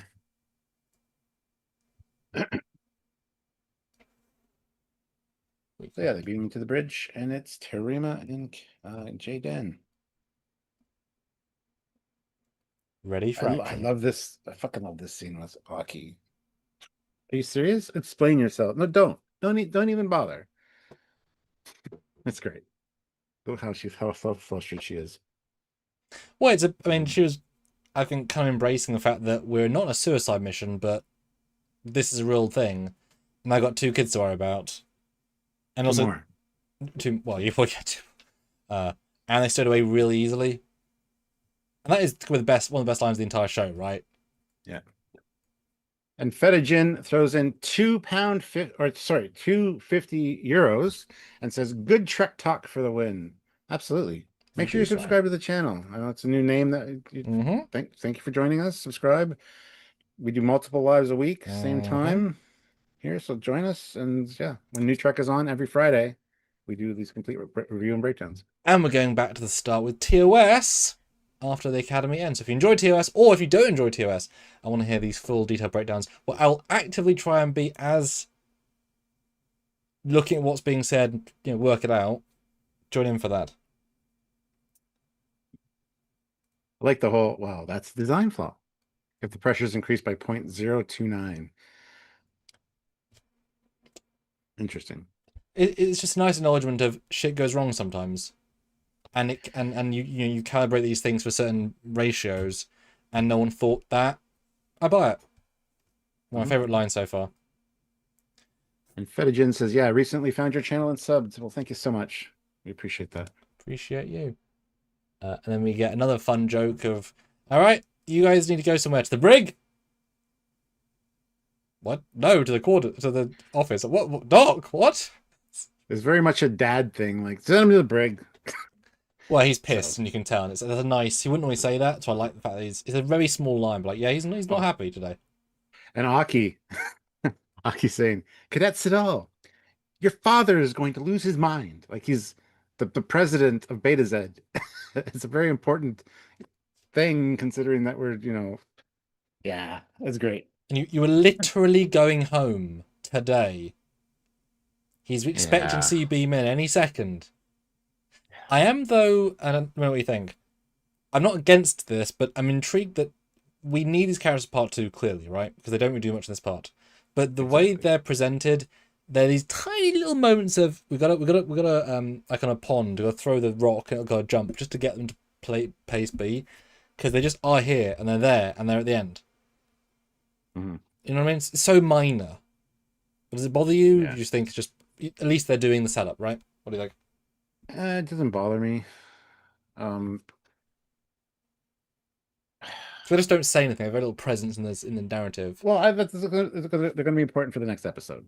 That's the thing. Yeah, I wish there would have been more of them here, but yeah, it's fine. I love what the guy said at the start. The Klingons, they're out of Federation space. I mean, they're the wrong side, I think, of Federation space, but love that. It's a great idea if the Klingons get involved. It's a really no, they're in Federation space because we gave them a planet. No, they are. Yes, they're in Federation space. Yeah. But they could probably be some ships outside Federation space doing things. So that would be really, really nice. I think that's a great idea. And Fetijin says, "Can you zoom in on the red plate next to the door?" Well, that's just the dedication plaque for the bridge. It says USS Athena, Academy class starship. Can't really read all the specifics on there. And this is the 4K as well. So this is as detailed as it gets. Whole new plaque. Whole new plaque. But Academy class starship. Yes. So it was a USS Academy before this in theory. Then we get jump us back to warp. Go. So now they're going from being at the Federation space issue to F this. Now we're going to the planet. Go. Not quite yet. Not quite yet. Ignore me. Back on the planet. Yeah, she says extend long range scans to maximum and 360 degrees. Find me that shuttle, and then we cut to the next scene, which I appreciate. doesn't play any meaningful part, but the sensor blocker, although it doesn't work because the Athena detector, which turns it off. Yeah. Yeah. But it's their first bonding scene, isn't it? They build something together. Yeah, do you have programmable matter? This stuff's not cheap. Did you erase all of the whatevers? It's like, yeah, of course I did. Yeah. I kind of like this. This is the future bullshit we never get because they're like we can't do it. But Yeah. yeah, they have one tube and they make it into a 3-tube, which means they've got the yeah, it's okay. Yeah, all right. Yeah. They make a mono transaxial whatever to like a yeah, whatever. I forget. Triaxial. Yeah. Yeah. She's an And then engineer later and a smart guy. the Vanelli Rawl chick's like, this is Federation tech. Mm-hmm. Like, is it though? Well, I assume they had to It make doesn't a say Federation tech. She says Federation um design. does she want a version I tech? forget. We'll get there. We'll Yeah. get there. I thought it was a version tech. It makes sense. They would modify this to the Federation standard version if they need it for the shuttle. Yeah, but that part did not look Federation in any way. No. But maybe only Federation have the tri version. Don't know. But it was kind of cute. I like everyone's reactions. Like, okay.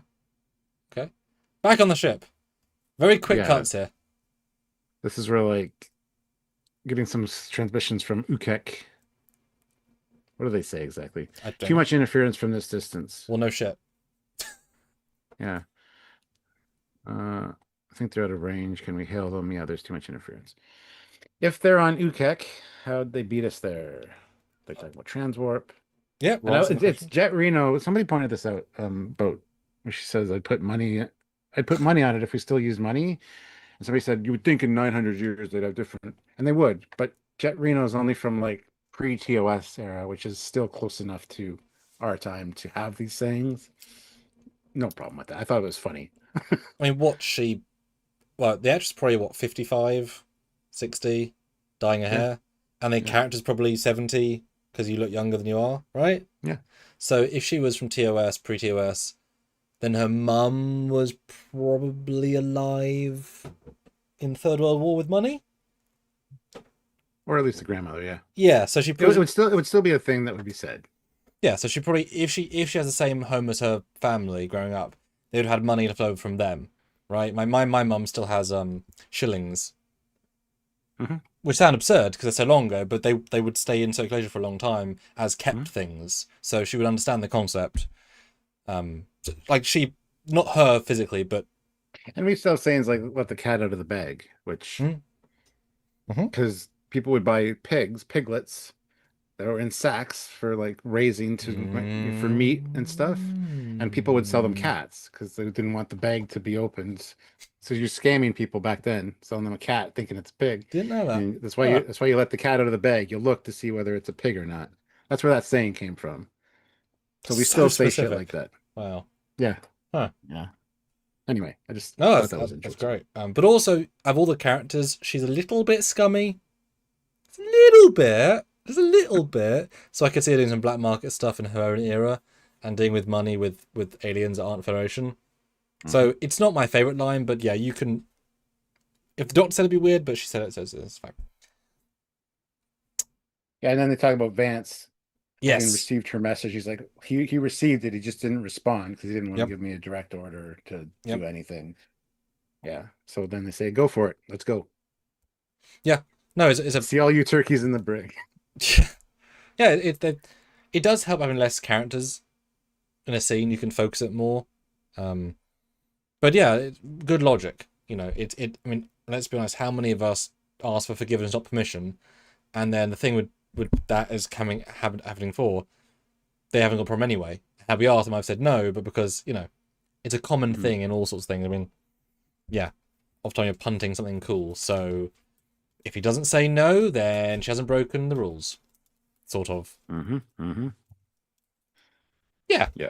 I like that. Plus, you really get the sense they've known each other for a long time, that there's a trust. Oh, yeah, absolutely. And also... Well, she calls him... Charlie. Charlie, yeah. Yeah, which is a nice touch as well.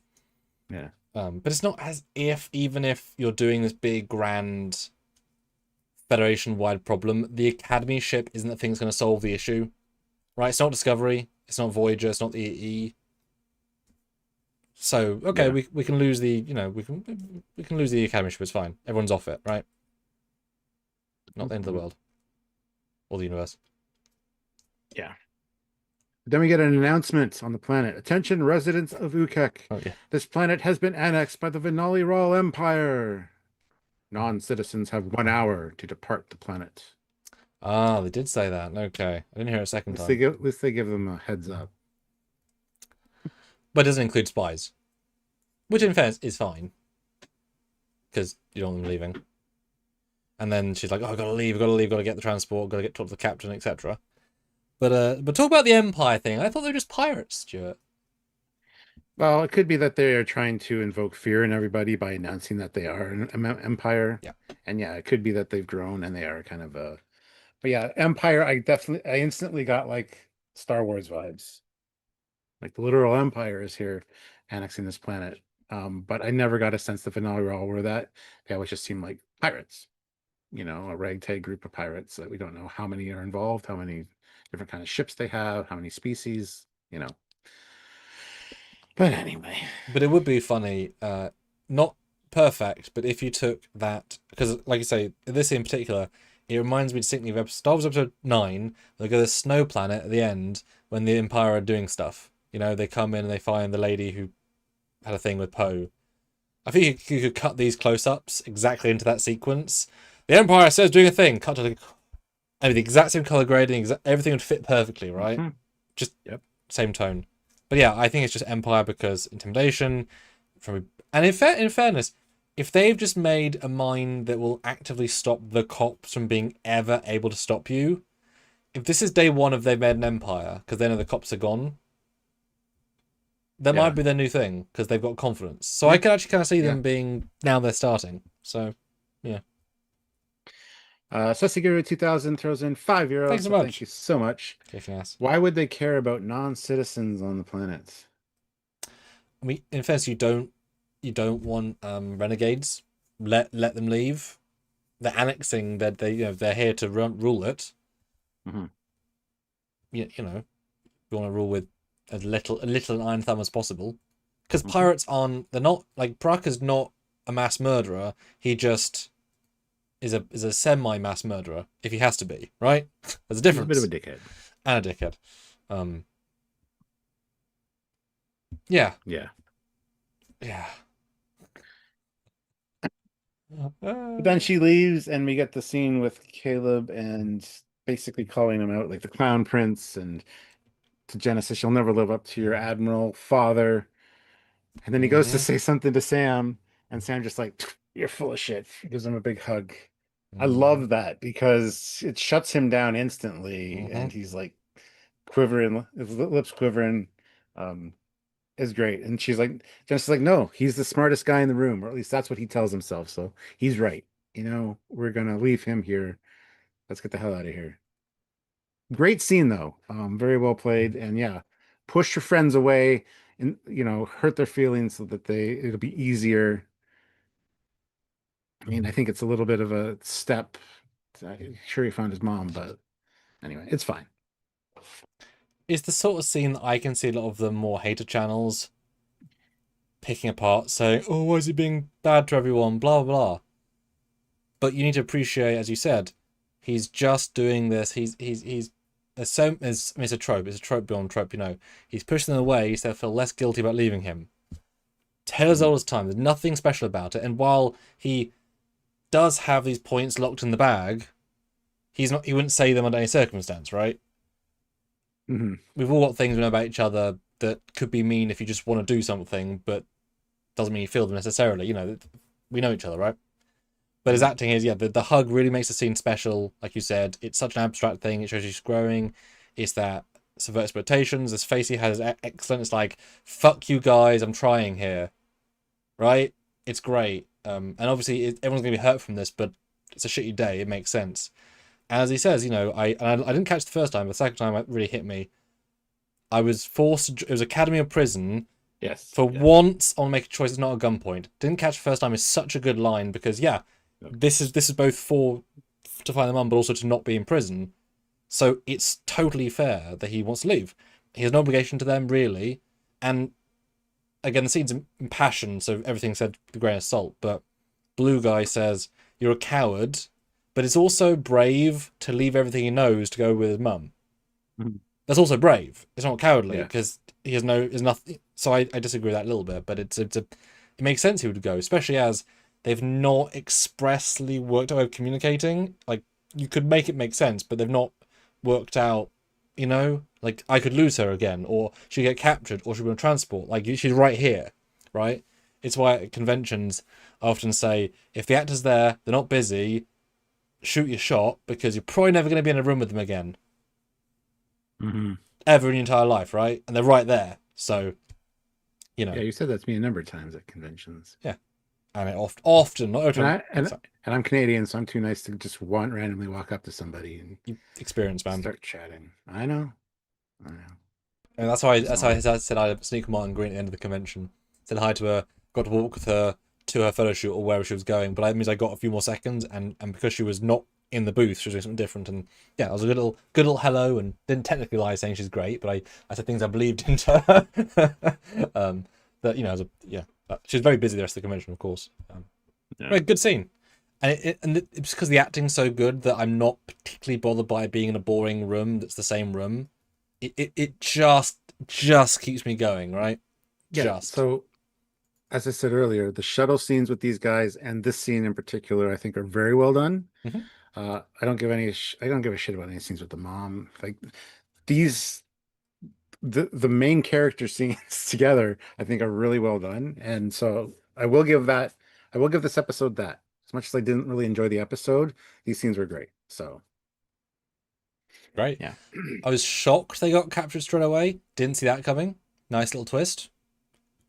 But makes yeah, sense. They've got readings because they're trying to call back to the shuttle to beam, and they say we can't do it. Well, yeah, obviously being tracked. Yes. yeah, I mean, yeah, makes sense. I like it. yep. And this scene reminded me of when Michael Burnham and Book got captured on that one planet. It's the exact same set, She got exact so same color high. grading, exact same. Yeah, you know exactly what I'm Hey, talking about. me too. Yeah, When yeah, she got high. Do you miss Michael Burnham, Stuart? not really. Good. So there's another super chat, Stuart. There is. Jankware throws in Thanks so $10. much. Where is the Starfleet budget for adequate lighting on the bridges these days? I mean, the What? bridge is very well lit. Yeah. I mean, have you seen Picard season 3? They didn't have budget on to turn. It's the most amazing set that set because all the light panels are on, but it's not lighting anything. So fucking dark. Uh, Yeah, very strange. Very yeah. strange. But yeah, they're captured. I'm not surprised. He has a talk with his mum, although it's a bit distracting. There's obviously ADR sort of thing, but make fine, whatever. But it's like we gotta go, gotta go with my friends. I'm going. I Goodbye. think it's funny the announcement. The UCAC market is now under Venari Rao protection.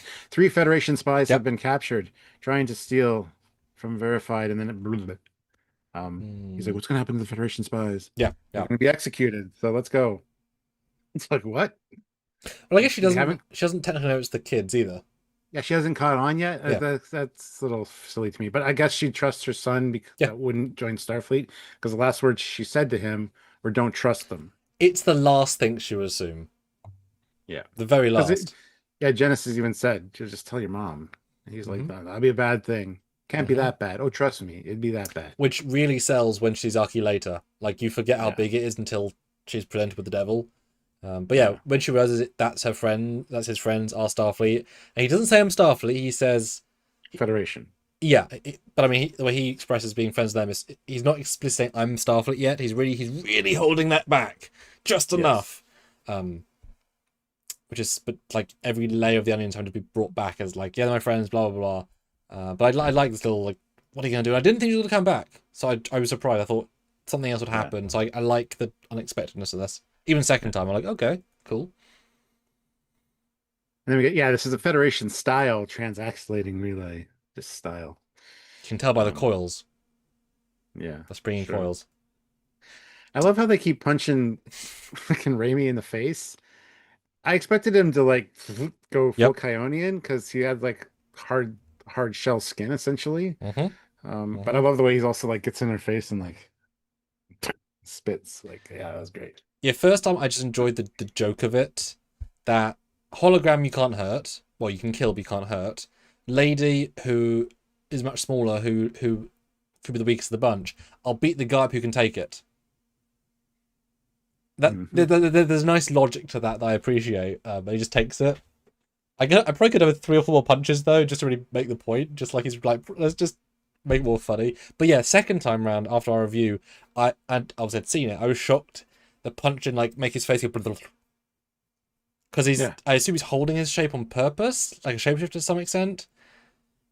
Would have been very interesting, or like his hand's starting to go because he can't hold it, and he's like, "Oh, my hand, like something," because I'm like, he's not human. He's a blue alien. He's a shapeshifter, kind of. No, okay.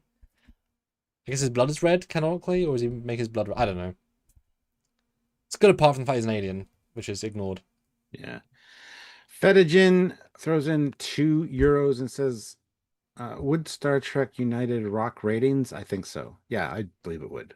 To bring Archer back would be amazing, and a lot of Enterprise fans out there. So yes.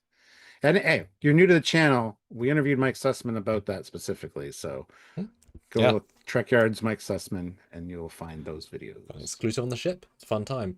Yeah, I mean, Bakula. I mean, it's the least liked Star Trek of the old era, so it would not get the people back. But if Sussman was involved and people knew, if the promo was one of the original producers of Enterprise, which is not necessarily a good thing, but it's like it's not someone new. It's a guy who understands it, right? And Bakula led. I mean, another famous person to be like his wife or something, because like another known person who we all like. I don't know who'd be, but a well liked, like Gina, not no the Firefly lady, the black lady from Firefly, like she's just liked by don't remember her name is something like that. Yeah, some people. Yeah. Susiguro 2000 throws in €5. I was expecting Darren to give the crime lady a bloody smooch in a show of defiance, like Deadpool with the pizza delivery guy. Yeah. What a fun reference. By the way, Sassy, you are kicking ass. Thank you so much. Sponsoring this episode. Crazy. I wish they played more into the fact that she's a hologram because how is she bound? She can go through it. Yes. Yep. Some sort of play into that would have been appreciated, because why isn't she just and then teleporting? Like, she could surely get out of the situation. Yeah. So why isn't she? I don't know. They forgot about that, I guess. All they needed was a hollow inhibitors, just a close up of it going bzzz, and she's like, Yeah. I can't teleport. Like, it's so little I had to do for the scene to make sense for that. But him being punched is too funny, so I'm fine with that. Yeah, and then the mom comes in and says, "Yeah, they were on a transport. They're not on a Federation shuttle. Yep. What are you talking about?" They're idiot kids. And then you hear Chancellor Aki, "Cadets, come in, cadets." It's like, Although before that, briefly, I don't know if this is intentional. You don't know what you think. The mum says, or guard lady says, "What are you doing here? I'm just here to trade and travel." But the guard says, "No one comes here to trade and travel. They come for trade for information." Now, is that telling the audience she's actually doing something dodgy here, or is it just that there's so much happening that they assume the dodgy thing, but she's just doing the travel and trade? What do you I think? never thought of that, so you just mentioned it. That's what I'm saying. That's what I mean. There might be a reveal next episode because we've said from the beginning, I think there's going to be a twist with the mom. Yeah. And first time watching this, I was expecting it every second and it never came. So Yeah. I might have contributed to my disappointment in this episode. Yes. But at the same time, I appreciate that that's not the case. I just want her to be a nice mom and she's going to get killed in the next episode or something. I don't know. She almost got killed here, but she can't really stick around. She can't really stick around. Either she's going to get killed or she's going to go off on her own and let him have a better life than she could have provided him or something. I don't know. Or she could open a bar in San Francisco. But I do like that implication that she might be there doing shady shit. Because I never got that from that line, but now that you've said it, it's glaringly obvious. Or just a nice world building. That's what I'm Yeah, saying. They've done a really good job with the layers because it feels that's true. intentional, but also because they are just here to be.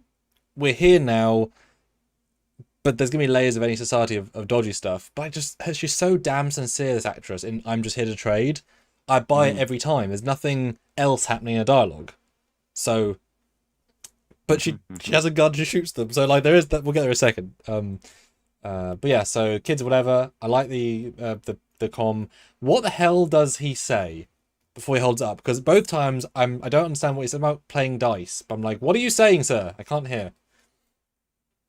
He says there's a guy down that alley losing at dice, and he's trading a bunch of these. So I assume it's like you can get one of these cool Federation com badges, which is actively open, transmitting to Aki, giving her clues that we found my mom thing. But anyway, yeah, that's what he says. There's a guy losing at dice down that alley. So the guy's paying with badges, not money, because he's out of money. Is the I would guess, context? yeah, Yeah, yeah. I thought it was a fun. I mean, it's a fun way of doing it. Although I didn't get why.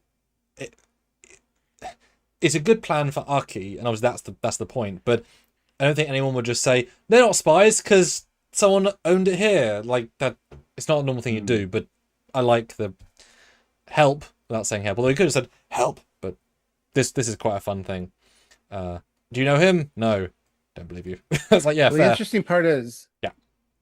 and Rude Chef just pointed this out, and I just got to this scene. The interrogator Mm-hmm. says, Mm-hmm. lying. Wait, I know you. You're, and then she gets blasted by her. So That's the moment. again, it's giving that indication that there's more going on than meets the eye. Wait, are you She's a saying transformer. yeah? Yeah. So go on the same page for that. That could have backfired horribly. Yeah, that's the thing. The episode's done a very good job of letting you where's it going, because we did see the gun previously when she pointed at Sam, so we know she has a gun, and that's not unreasonable. Because had that been the first time seeing it, I'd be like, "Oh, baddie," right? You can have a gun, but like it's yeah. But it's really interesting. That's what I'm saying. If this is a good twist next week, better for it. If it's a bad twist, not good. Like it can't be she's that one that important, right? Unless she cut her hair and she looks that different, but she doesn't really. So my assumption is that she was on the mission 2 years ago. She betrayed them, doing something dodgy. Ooh. Is that So me? Stanley's just Ooh, said, Mom is most likely working with Paul Giamatti's character to get payback on Starfleet. I love that because yes, Starfleet imprisoned her. And she could know about the mine. She could have helped in some way. I like that because you know that she's not a fan of Starfleet. I don't think that's been set up, but she is an engineer. Yeah, but she. Yeah, I can't see that being what it is because that means that Braca unknowingly killed. I don't know. Either way, she massacres this team, which I'm not saying she's a secret assassin because she murdered them all, because she's been on the run for years and in prison. She would have got fight skills. I'm fine with that. But I was intrigued. I don't know what you thought, because they stay relatively consistent in the new Star Trek weapons. She has a semi-automatic pistol. I've never seen that in any of these Trek shows before. Right? Mm, mm. But if she was a deliberate, not assassin, but a negative person, that would be an interesting weapon to have. I was just surprised. It was such an okay, Mm. interesting. But yeah, she kills the guards, and she gets no, not yet. Yeah, but back on the Athena, the doctor adds her transporter or her biosigns to the transporter queue. So I guess she's turned off the emitter that stops her from being detected. Good job. Yeah. There's an orbital jamming field, so they have to get closer. They can't transport at this range. So yeah, it'll be bumpy. Let's give them a show. What about the three Okay. ships in orbit? Hmm? You know, because there were three ships right here. Probably more. No, okay. Yeah, it would have been nice if they'd addressed that. And I'm not a fan of in-planet warping. You know, I'm not. But this has been a perfect moment to say, Captain, there are three Venkari Ral ships in intercept course, because they would detect them, right? They're in the solar system. They would. They've not done anything to protect themselves. I said, okay, we have to get to the atmosphere. We've got 45 seconds. I can warp us in. Do it. And then, kind of like BSG. I'd have been okay with that because risk it all. Risk it for the biscuit, right? Olivia throws in $5. Oh. Did you know Captain Foley is not only the captain on Trekyards, but True. also the captain on his own channel, the Captain Yep. Foley personal channel? Mhm. Yes, thank you, Olivia. There are links down in the description below to my personal channel. Go check it out. Subscribe. Like right now. We'll wait. I did a review of this today. The Intrepid from Picard Season 3. I tuned in both on my main account and my phone and liked it on both. Nice. Thank you. Yeah, I'm excited to see it. I'm a fan of that ship. Is it summary? Is it worth it? Oh, Nice ship. I don't know if it's worth the price, but okay. it's about $20 too expensive. But other than that, it's a good ship and good detail. Yeah. Worth asking. Yeah. Jankware throws in $20, so thank you so much. Oh, fantastic. Goose has been playing the long game with plans inside plans, but playing the idiot. I hope it pays off because I want to like him, and I hope Mom isn't the secret boss or his secret boss. Yeah. Yeah, I just, based on last week and how they played Sam was the reason they got the code. It would be very odd to play a 2-year waiting game where the mum is trying to reach us on every day almost, traveling, surviving, not knowing in any way today was the day, and the day the mines happen. You know what I mean? There's too many coincidences that don't connect. We'll see. Yep. We'll see. I'm more pro she's avoiding him actively, which she's kind of said, but I'm fine with her helping with the mines 2 years ago, as if she knew about him somehow. Like there's some level of that maybe because she's an engineer. But that's still a bit of a stretch, right? This is all a lie, and then we'll get there. I'm intrigued. Then back to the planet. Shootout. Yep. And she gets shot. I wouldn't say it's a good shootout or well directed. I think this is probably, and there's not much they can do with an open space and people fighting. But and then we have not said this yet. Directed by Jonathan Frakes, one of his worst directorial versions. Yeah, I didn't even know it was Frakes until I started watching it the second time. Yeah, because it didn't feel like it to me. I don't think he's directed it bad for the moment until this last third, but he's not doing much additive, I think, with it, which I think is a shame. Yeah. And Dr. Chaos says, I love the Intrepid class design. It's not an Intrepid class. No. It's a Duderstad class, just the USS Intrepid. Yes. But yeah, she gets full-on murdered, or at least it's close to. Now, normally, as they present, kill shots kill, but she's fine for the next 5 minutes, and then saved, so I guess... She's got plot armor. Yeah, I was really expecting she's down, and her son looks and, opens it, and there'd be, an energy field, or, some sort of anti-kill armor. But no, she's just, I guess they're on low kill. Yeah, it was very plot savvy. It was dumb. I wish it hadn't. I mean, if that was part of their plot, then shooting your boss with a kill setting or even a low kill setting, boy, that's a risk.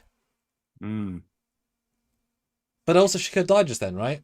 Would have been an interesting thing. Would have been really, really how do you go from there as a narrative? I don't even know, right? Well, what the lady said, hey, I know you, could be that she was working with Brock at one point and now is not, like you said.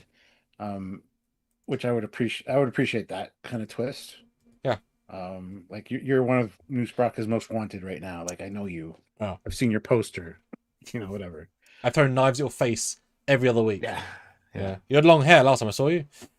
Then you get, again, I wasn't expecting it, another we've got you moment as more guards appear, which does show how unable to cope they are. But then Picard Season 3 happens. Yeah, the Enterprise comes swooshing in. Oh, wait a minute. No, sorry. Again, same color grading, same everything. It's almost the same verbatim shot. This is a better one though, I think, because the galaxy can't really move like that. And this ship, who the fuck cares, right? It's a future ship. It's also 700 years more advanced, yeah. Yeah, and it's just doing this. Yeah. Although it is automated controls and TIG flying, I suppose, or the EMH, so... Yeah. But it is a cool shot, it's just a dumb shot. It is. And I don't think the early wall goes as high as a full wraparound. So I assume they have a panel above. I've seen behind the scenes footage of the shuttle shots.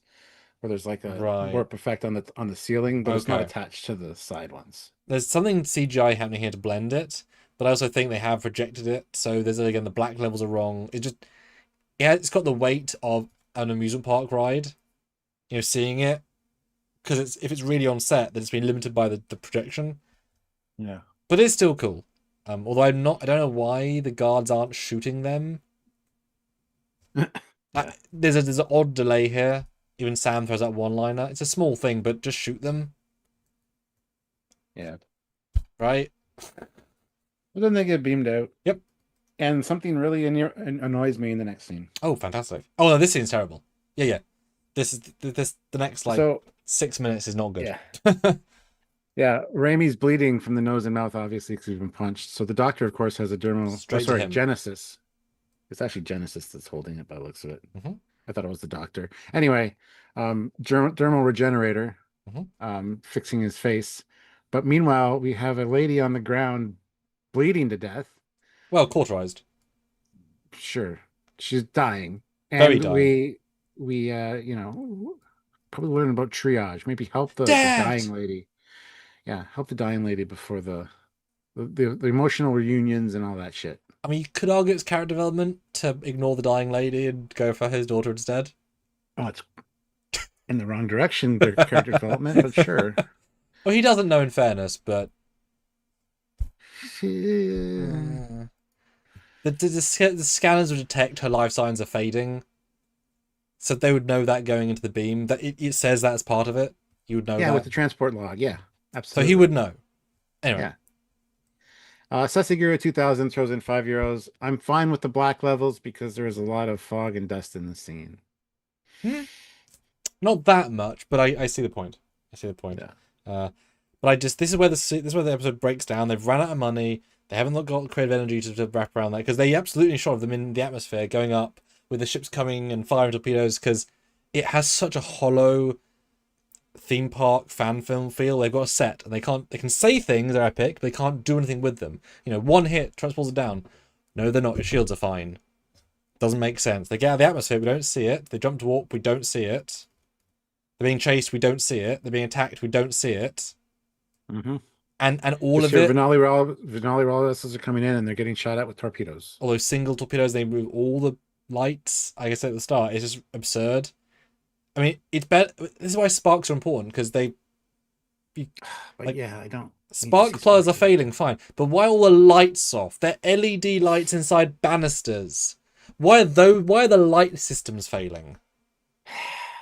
Right, like Discovery had flamethrowers and all the displays, and Strange Worlds has all the displays go green and red and blue, as if the computer can't handle. Three primary colors. Yeah. Why are the shields the shields take this shit?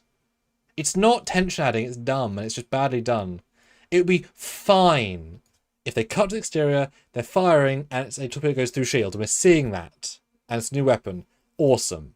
It's not what's happening. 4 torpedoes, all this damage, they're warping out, they're being chased. Aki says, lose them! You can't do that in the scenario, Aki! That's not how this works. You're stupid at being a captain. Because yes, you are. You are a bad captain at being space, we know that. But it's dumb dialogue that's logical. And I'm sure Frakes was cringing a little bit, but it is only 30 seconds. That said, dropout warp shot is gorgeous. Simple lighting.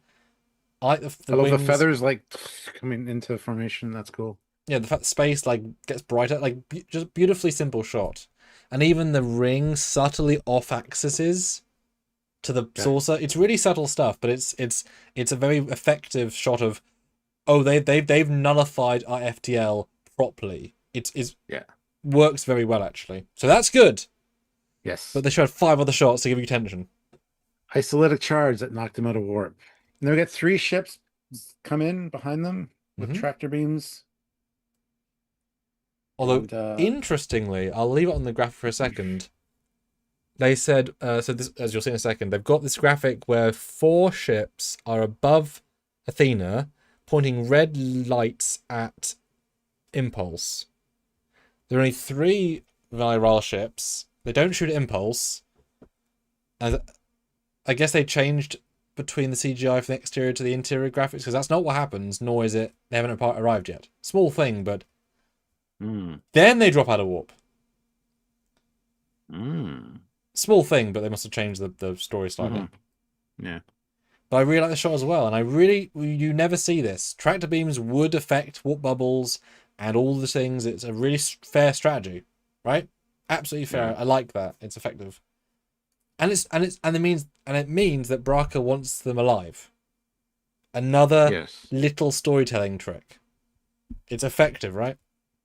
Yeah. Yeah, and then we get the whole cut the saucer, let saucer separate. And Jet's like, leave the atrium?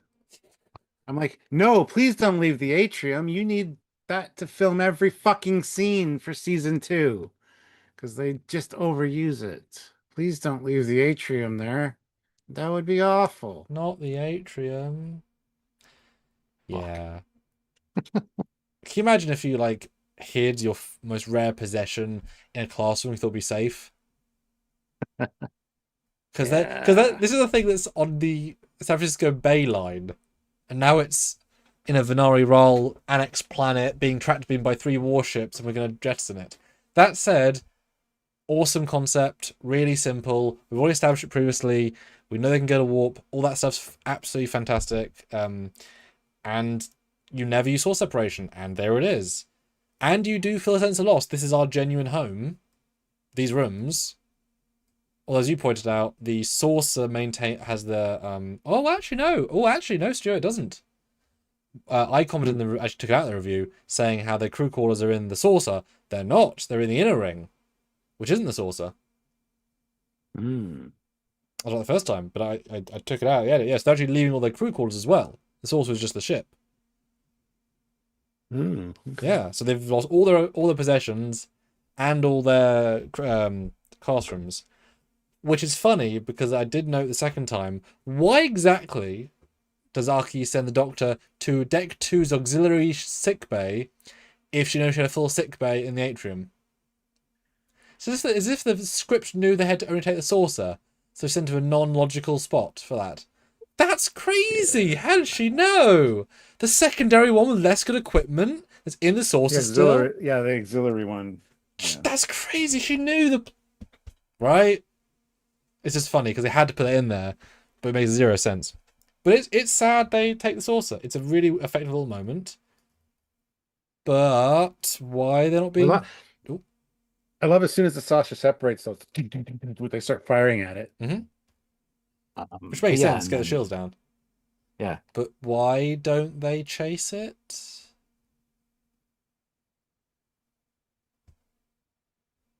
Because it takes 5 minutes to turn off your tractor beam. Recalculate your navigational route. Yeah. I think that's a giant plot hole. And even if they didn't, they're beyond their senses. Because if they can detect the mines 1,000 light years away, of course the Niral can detect them at the edge of space when they know they can't get. So, I don't know. They've stopped caring about it in this scene. Unfortunately, a lot of the universe building elements are just entirely ignored, which is a problem.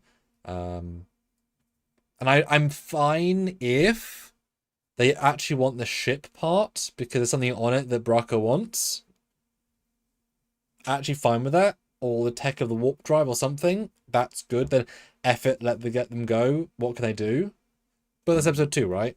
They can make that make sense if it's part of it. I don't think it is, but if they can.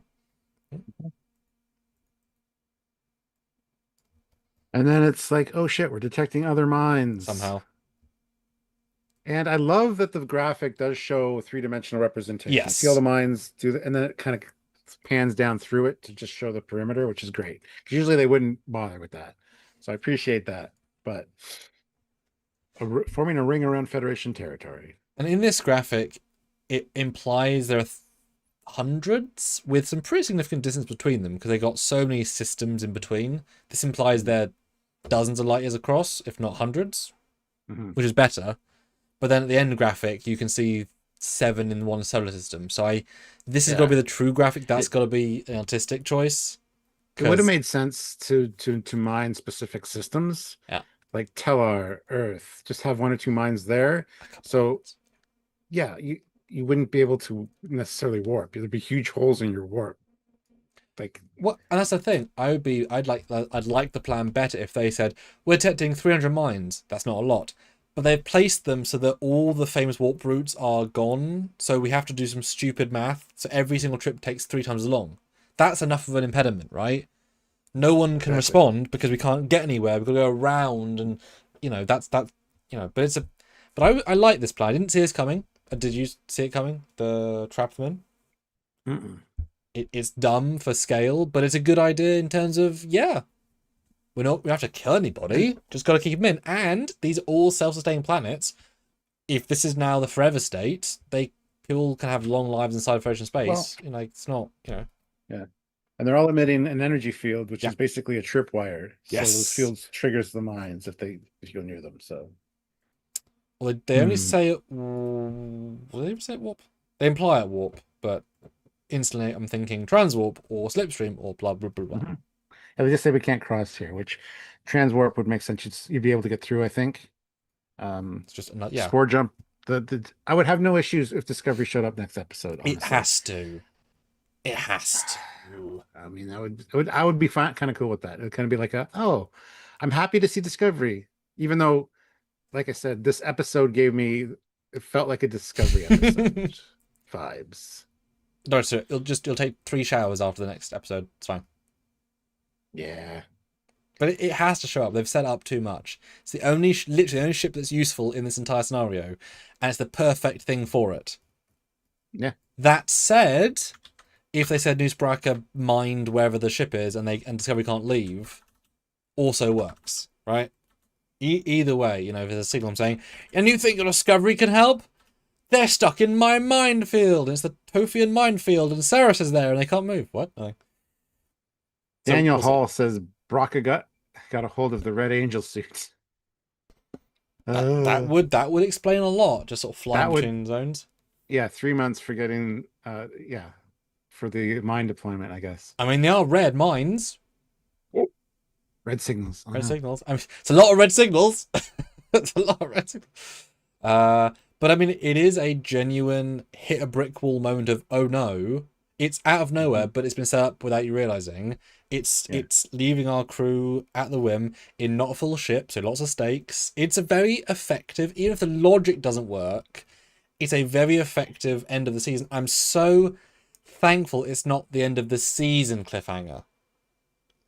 Yeah, absolutely. Because I would have felt disappointed. I don't know why, but this letting you solve it feels good. I still feel disappointed. There we go. But we're not over yet. And she says, go to that nebula for some reason. They can't detect you even though... Yeah. She's like, get me Vance, make sure he picks up, and head for that nebula. There might be coffee. And then we get the mom. She's going to be fine. Death shots aren't what they used to be, Stuart. Yeah. The same with lightsabers. Oh my god, Trek Culture's here. What do you guys rate it? Because me and Stuart have different opinions. What do you give out of 10, team who's there? Well, I'm going to tell everybody that. Now's your chance to super chat in and give us our scores out of 10. We'll be giving our final wrap-ups and reviews, and we want to hear your thoughts. So super chat in your score out of 10 or PayPal it in with a little write-up if you like, and I will read those after we're done. And if you don't want to super chat or PayPal it, you can just throw it in the regular chat, and Sam will read those. We'd love to get 4 more 5s. Would hit us out to a good goal. Let us know on PayPal, even better. But I love the mom. Upon recovery, she sees Starfleet Delta, and then the person that put her away, Aki, walks in, and instead of anger or anything, it's terror on her face. Well portrayed, by the way. Just wide-eyed terror. Hopefully that gets resolved instantly, because I don't want this to be a whole thing. Like, find out that she's been taking care of your son, and she didn't mean to put you away, and I don't want it to be an ongoing issue for the next episode. I just want them to resolve it. Here's the plot of the season, though, Stuart. I don't care. Excellent. No, it's a good thing. Again, minimal dialogue, well acted. I would say maybe a little bit over the top, but she just got shot and killed, sort of. So she's allowed to be a little bit that's fair. They sent an actress play the scene as dramatic as she can. And I'd entirely forgotten, I'll be honest, that Aki is the one who put her behind bars. It's one scene 9 weeks ago, and then as soon as she walks in, like, oh yeah, it's the devil. It's her devil. Yeah. Yeah. Who the most important thing was all she had in her life was her and her son. She ripped it away, and she hasn't seen him in 14 years. This woman caused that. So it's like, oh yeah, that is it. And yeah, it's a good little scene for that. And the fact that she also, and this is for Aki, she makes the point of world ending. I'm gonna go down and see the mum to apologize or whatever first, because that's actually, you know what I mean. It's a thing, so I appreciate that. I don't Oh, I don't like the visual of the nebula where they're parked right against the red. Like it like doesn't make sense that each thing has a red glow anyway. And then we get the pan out and you see the sphere of the. It's just stupid. well, it's not just that, but the way they shoot the shot. So another phrase means something else. The way they shoot the shot, I thought first time for sure. There's an energized bit more of energy at the exact place they're at, which visually implies they're touching it and keeping it charged, which would then go against the fact that it's a tripwire. Like visually, it tells you the wrong thing, and also it's through a nebula. I don't know. It's I just think these things are entirely fictitious, because of course there aren't three minds in the vicinity. Of course they can't be generating. Of course these aren't planets. Of course this isn't. You're not seeing the curve of 8,000 light years with individual minds. You're saying, of course we're not. I just wish I can see this. I can see this be the tripwire for one specific mine. But why would you make your tripwire visible? you wouldn't. Exactly. I'm hoping this is thematic, but I really would have loved a Dyson sphere approach, which was an absolute flatness, and the effect bled into black because it's so vast you can't see. You should not. It's like the curve that you can't see the curve of the Earth most of the time because it's too vast, right? Because it's flat, Sam. That too. So you shouldn't be able to. So you shouldn't be able to see the curve of something that's 8,000 light years. The end scene is absolutely ridiculous, but I've got to believe it's thematic. And the power requirements to generate a field 8,000 light years wide. Wouldn't be No. contained in a mine. Yeah, exactly. Yeah. So it really is a downer in terms of logic.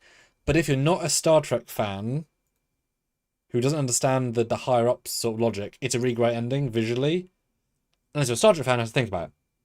So don't be that. Oops. Yeah. Oops. Oh, that's us. Ah. But it's fine. Doesn't ruin the episode for me. Stuart. Yeah. Stuart. We're done. We're done. Yeah. We did it. We did. Are you ready? Are you ready? Are you ready? Yes. So, Yes. Stuart, Yeah. importantly, what do you think this episode now reviewed it? And has our 2-hour pretty in-depth conversation changed your opinion? Because I came more positive, you came more negative. Yes. How do you feel now? Yes. Want to hear your score? Go Yes. for it, my man. Yes. Yeah, I think our conversation helped with specific scenes, made them better for me. Like I said, the scenes with the kids, the main characters in the shuttle, and in that where Caleb confronts them, were I think expertly done, well crafted. A lot of the stuff in this episode just doesn't make any goddamn sense. There's multiple things that just don't make sense, unfortunately, especially when it comes to the big bad plot element. Like I said, the burn 2.0. It just doesn't. They're raising the stakes, and I think that's one of the reasons that I feel like I watched a Discovery episode. And I said this before. It brings back my PTSD from Picard because everything gets dragged out so much, and this one just felt like I don't like the cliffhanger. I just feel like as soon as this happens, I just like, oh my God, I'm watching Picard again because they took a good story element that could have been 3 or 4 episodes and dragged it out into 10. So I hate cliffhangers like this now. It gives me PTSD. I like the more episodic feel that these have been, and I don't know. Also, the marketplace, the ugly, dirty visuals that are always the same for Strange New Worlds, for Academy, for Discovery, for everything. Picard, just the same visuals again and again and again, and they're ugly and drab, and they're. You can have a bazaar, you can have a market that's more vibrant and lively. Why not do that? Why do they always have to look like this? Post-apocalyptic almost. It just, ugh. The Charima and Caleb stuff, don't care at this point. So glad that wasn't super focused on in this episode. But I missed Occam. Where the hell's Occam? I'm sure he's on Beta Z with his dad, maybe. Because I do like his character. Um, but I really noticed the Stephen Colbert stuff with the voice of the Academy computer is really overplayed and really stupid and annoying in this episode. That's funny. It's not in it much, and No, it's yet three announcements. Three announcements. but for some reason they all rubbed me the wrong way this week. They've been kind of funny interspersed throughout the show, and some of them have been good. Other ones, okay, I don't give a shit about whoever's Talaxian Furfly they keep talking about. They But love it. I know they do. There's going to be have a whole story about this Furfly's life. Um, so yeah, that stuff bugged me. Let's see.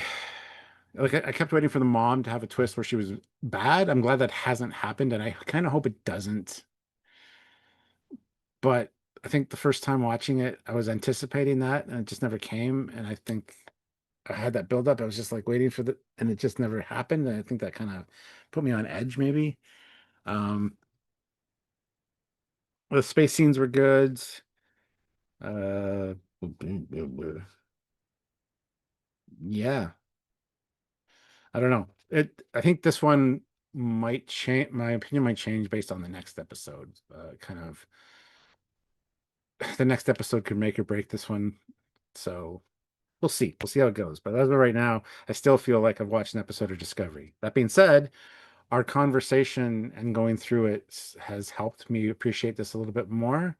So yeah, I think I've got a bit of better view of it after our discussion. I guess you can see how I watched it, or like things I saw and didn't see. You know what I mean? Yeah, yeah. Um, so yeah, so, I mean, score wise for enjoyment factor, I'm And gonna give be this. honest, right? Just Oh go. yeah, I know you for always sure. are. I'm just saying, be honest and gut. Yeah, it's not one that will look forward to watching again. I'm gonna give it a 6.9 for enjoyment factor. For new Trek, when you take into account Prodigy and Lower Decks and stuff, there's some good Trek there. So this one, like I said, being on more on par and feeling like a Discovery episode, I'm probably gonna have to give it a 6.6 out of 10. Could have been a lot worse. Glad it wasn't. And for old Trek, I mean, maybe 5.4. Do you have any semblance of what you might have given it before this review? Because No, certainly yesterday morning, you would not have been in the sixes.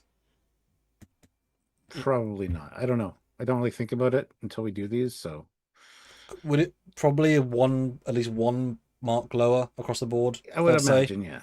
Yeah, I Yeah, would just want to imagine so. just put it out there because it's good to have these conversations, and you often raise my Yeah. score, blah blah blah. But let's read out super chats because Yes. well, a few will be great. Let us know. Yeah, So Mark Lawrence throws in $5. Good to see you, Mark. He says 6.5 out of 10. Oh, sure got a lot of mines deployed in 3 months. Yep, they did.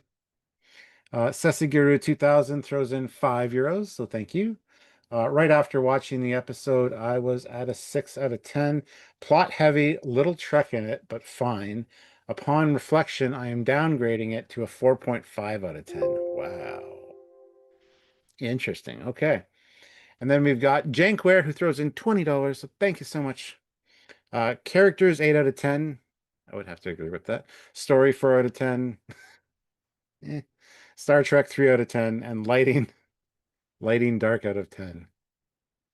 So yeah, interesting. All right. So Sam, what did you think of this episode, and how has our discussion changed it in any way for you? Have I made you hate it? Did you feel like it was Discovery at all? Let's put it that way. ah, I Can't say mean no. abstractly yes, but it was better filmed. The characters were better. The motivation was better. The stakes were less bad until the end. That's its own thing. So the way it was approached was not Discovery, but I see what I mean, literally visually yes, but I think everything else around it wasn't, and even the Michael Burnham of the Mary Sue of the Cade wasn't perfect. Blah blah. Anyway, yeah, it is top 4 of the season probably, because there's a few genuinely funny moments. While you don't love the characters, I think at this point you like them enough, and there's a lot of good payoffs, as in beats at work. They try and explain a lot of the moments in it, which I appreciate because they don't always do that more successfully. At least they're trying. Cool. There's a bit more money in some scenes and lots of no money other scenes. The ending kind of feels like a slight reshoot, slightly. Maybe they had to throw away some CGI and do a different thing. I don't know. It feels a little bit odd. There's something going on for the end 6 minutes that feels incompatible to the rest. But it's not teen drama, the episode, and the things they do are short and sleek. I don't want to be part of your family, short and sleek. The Treen, I'm sorry, short and sleek. Everything there kind of is okay. The captain's not her feet on the thing. She's respectful. She fits in well. Vance is good. The going on with the War Academy guy, good to see them evolve the relationship. That works well. The annexing's it not super aggressive. Like I say, let them leave. That's interesting texture. The mum, neither love nor hate. Again, next week will be everything. Seriously, it's a two-parter where if like, oh, that's what that meant. That's cool. This week will be even better. If it absolutely shits the bed on them doubling down on they've got only 1,000 minds and somehow that's doing the entire Federation and they're 100 light years between them. It's like,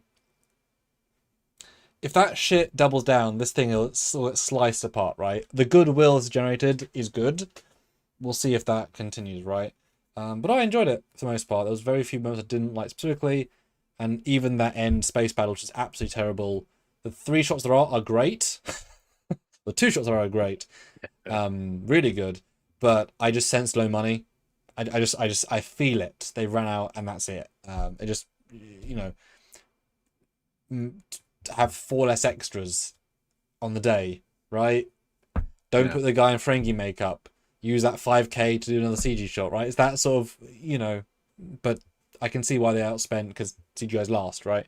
And it might imply, Klingons will come to rescue. And in fairness, actually, given they don't give a fuck about time or space, I would not be surprised if Jaden's dad shows up, or his dad shows up next week, because he happens to be doing stuff outside the Federation Empire, Klingon Empire, and that would be interesting. We've set him up slightly. He's got a ship. That would be cool. And then Jaden can kind of make his dad proud and saving. That could be, you know what I mean? There's genuinely stuff here they could play with. So yeah, I enjoyed it. Way better than you did, of course. Way better than the laser tag. Way better than the other one I didn't like, for me personally. Enjoyment, it was basically the same second time, but I heard more lines and it felt a bit quicker. Enjoyment, yeah, I mean, I would say 8.5. Like that last scene alone took it down a point. But it's also an important part of the episode, right? So 8.5 enjoyment. Again, the last bit pulls every score down because it shits the bed into the logic. So New Trek, that's the Discovery logic bullshit, right? But again, New Trek, it's definitely, a lot of it's as good as some other shows. New Trek, yeah, I mean, it's no Low Decks, it's no Prodigy, but the characters are good for the most part, and the interactions are quite good, so it beats Discovery and whatever. New Trek, because we always say there's always a disparity, right? At least for me, anyway. New Trek, 6.7. So it only slid a bit higher than you, because New Trek, there's a lot of better New Trek, right? And distances are also broken. Old Trek, I mean, you got to go like 4, 3.5, no, 4.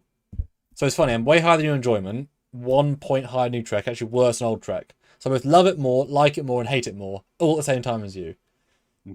So yeah, 4 for Old Trek, because just the logic of it is so broken from script stage that every Old Trek would care more to care about make more sense. They would try, and they haven't tried here. So 4.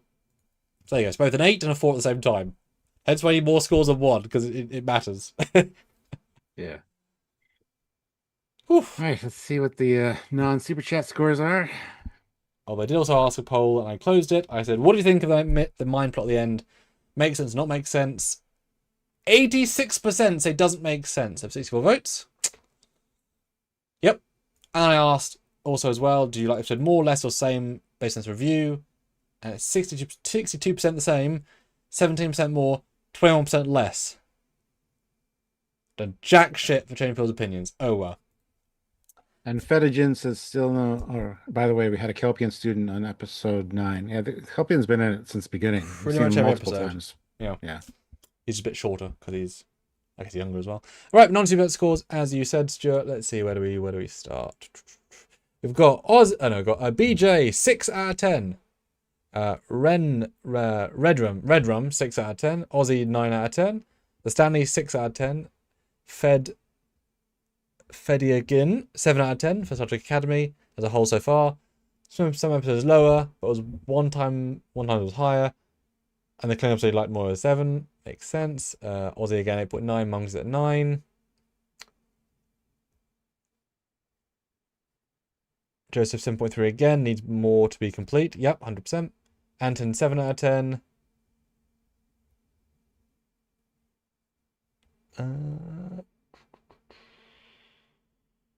And May's Trek was good until 1999.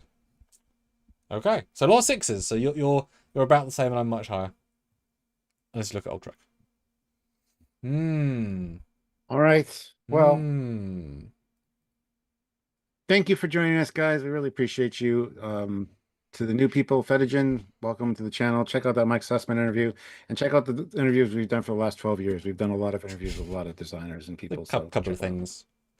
Yeah.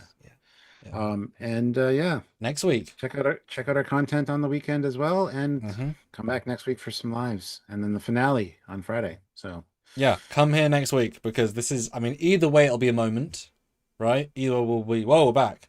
So absolutely come back and yeah. So until then, he's Commander Cockings. He's Captain Foley.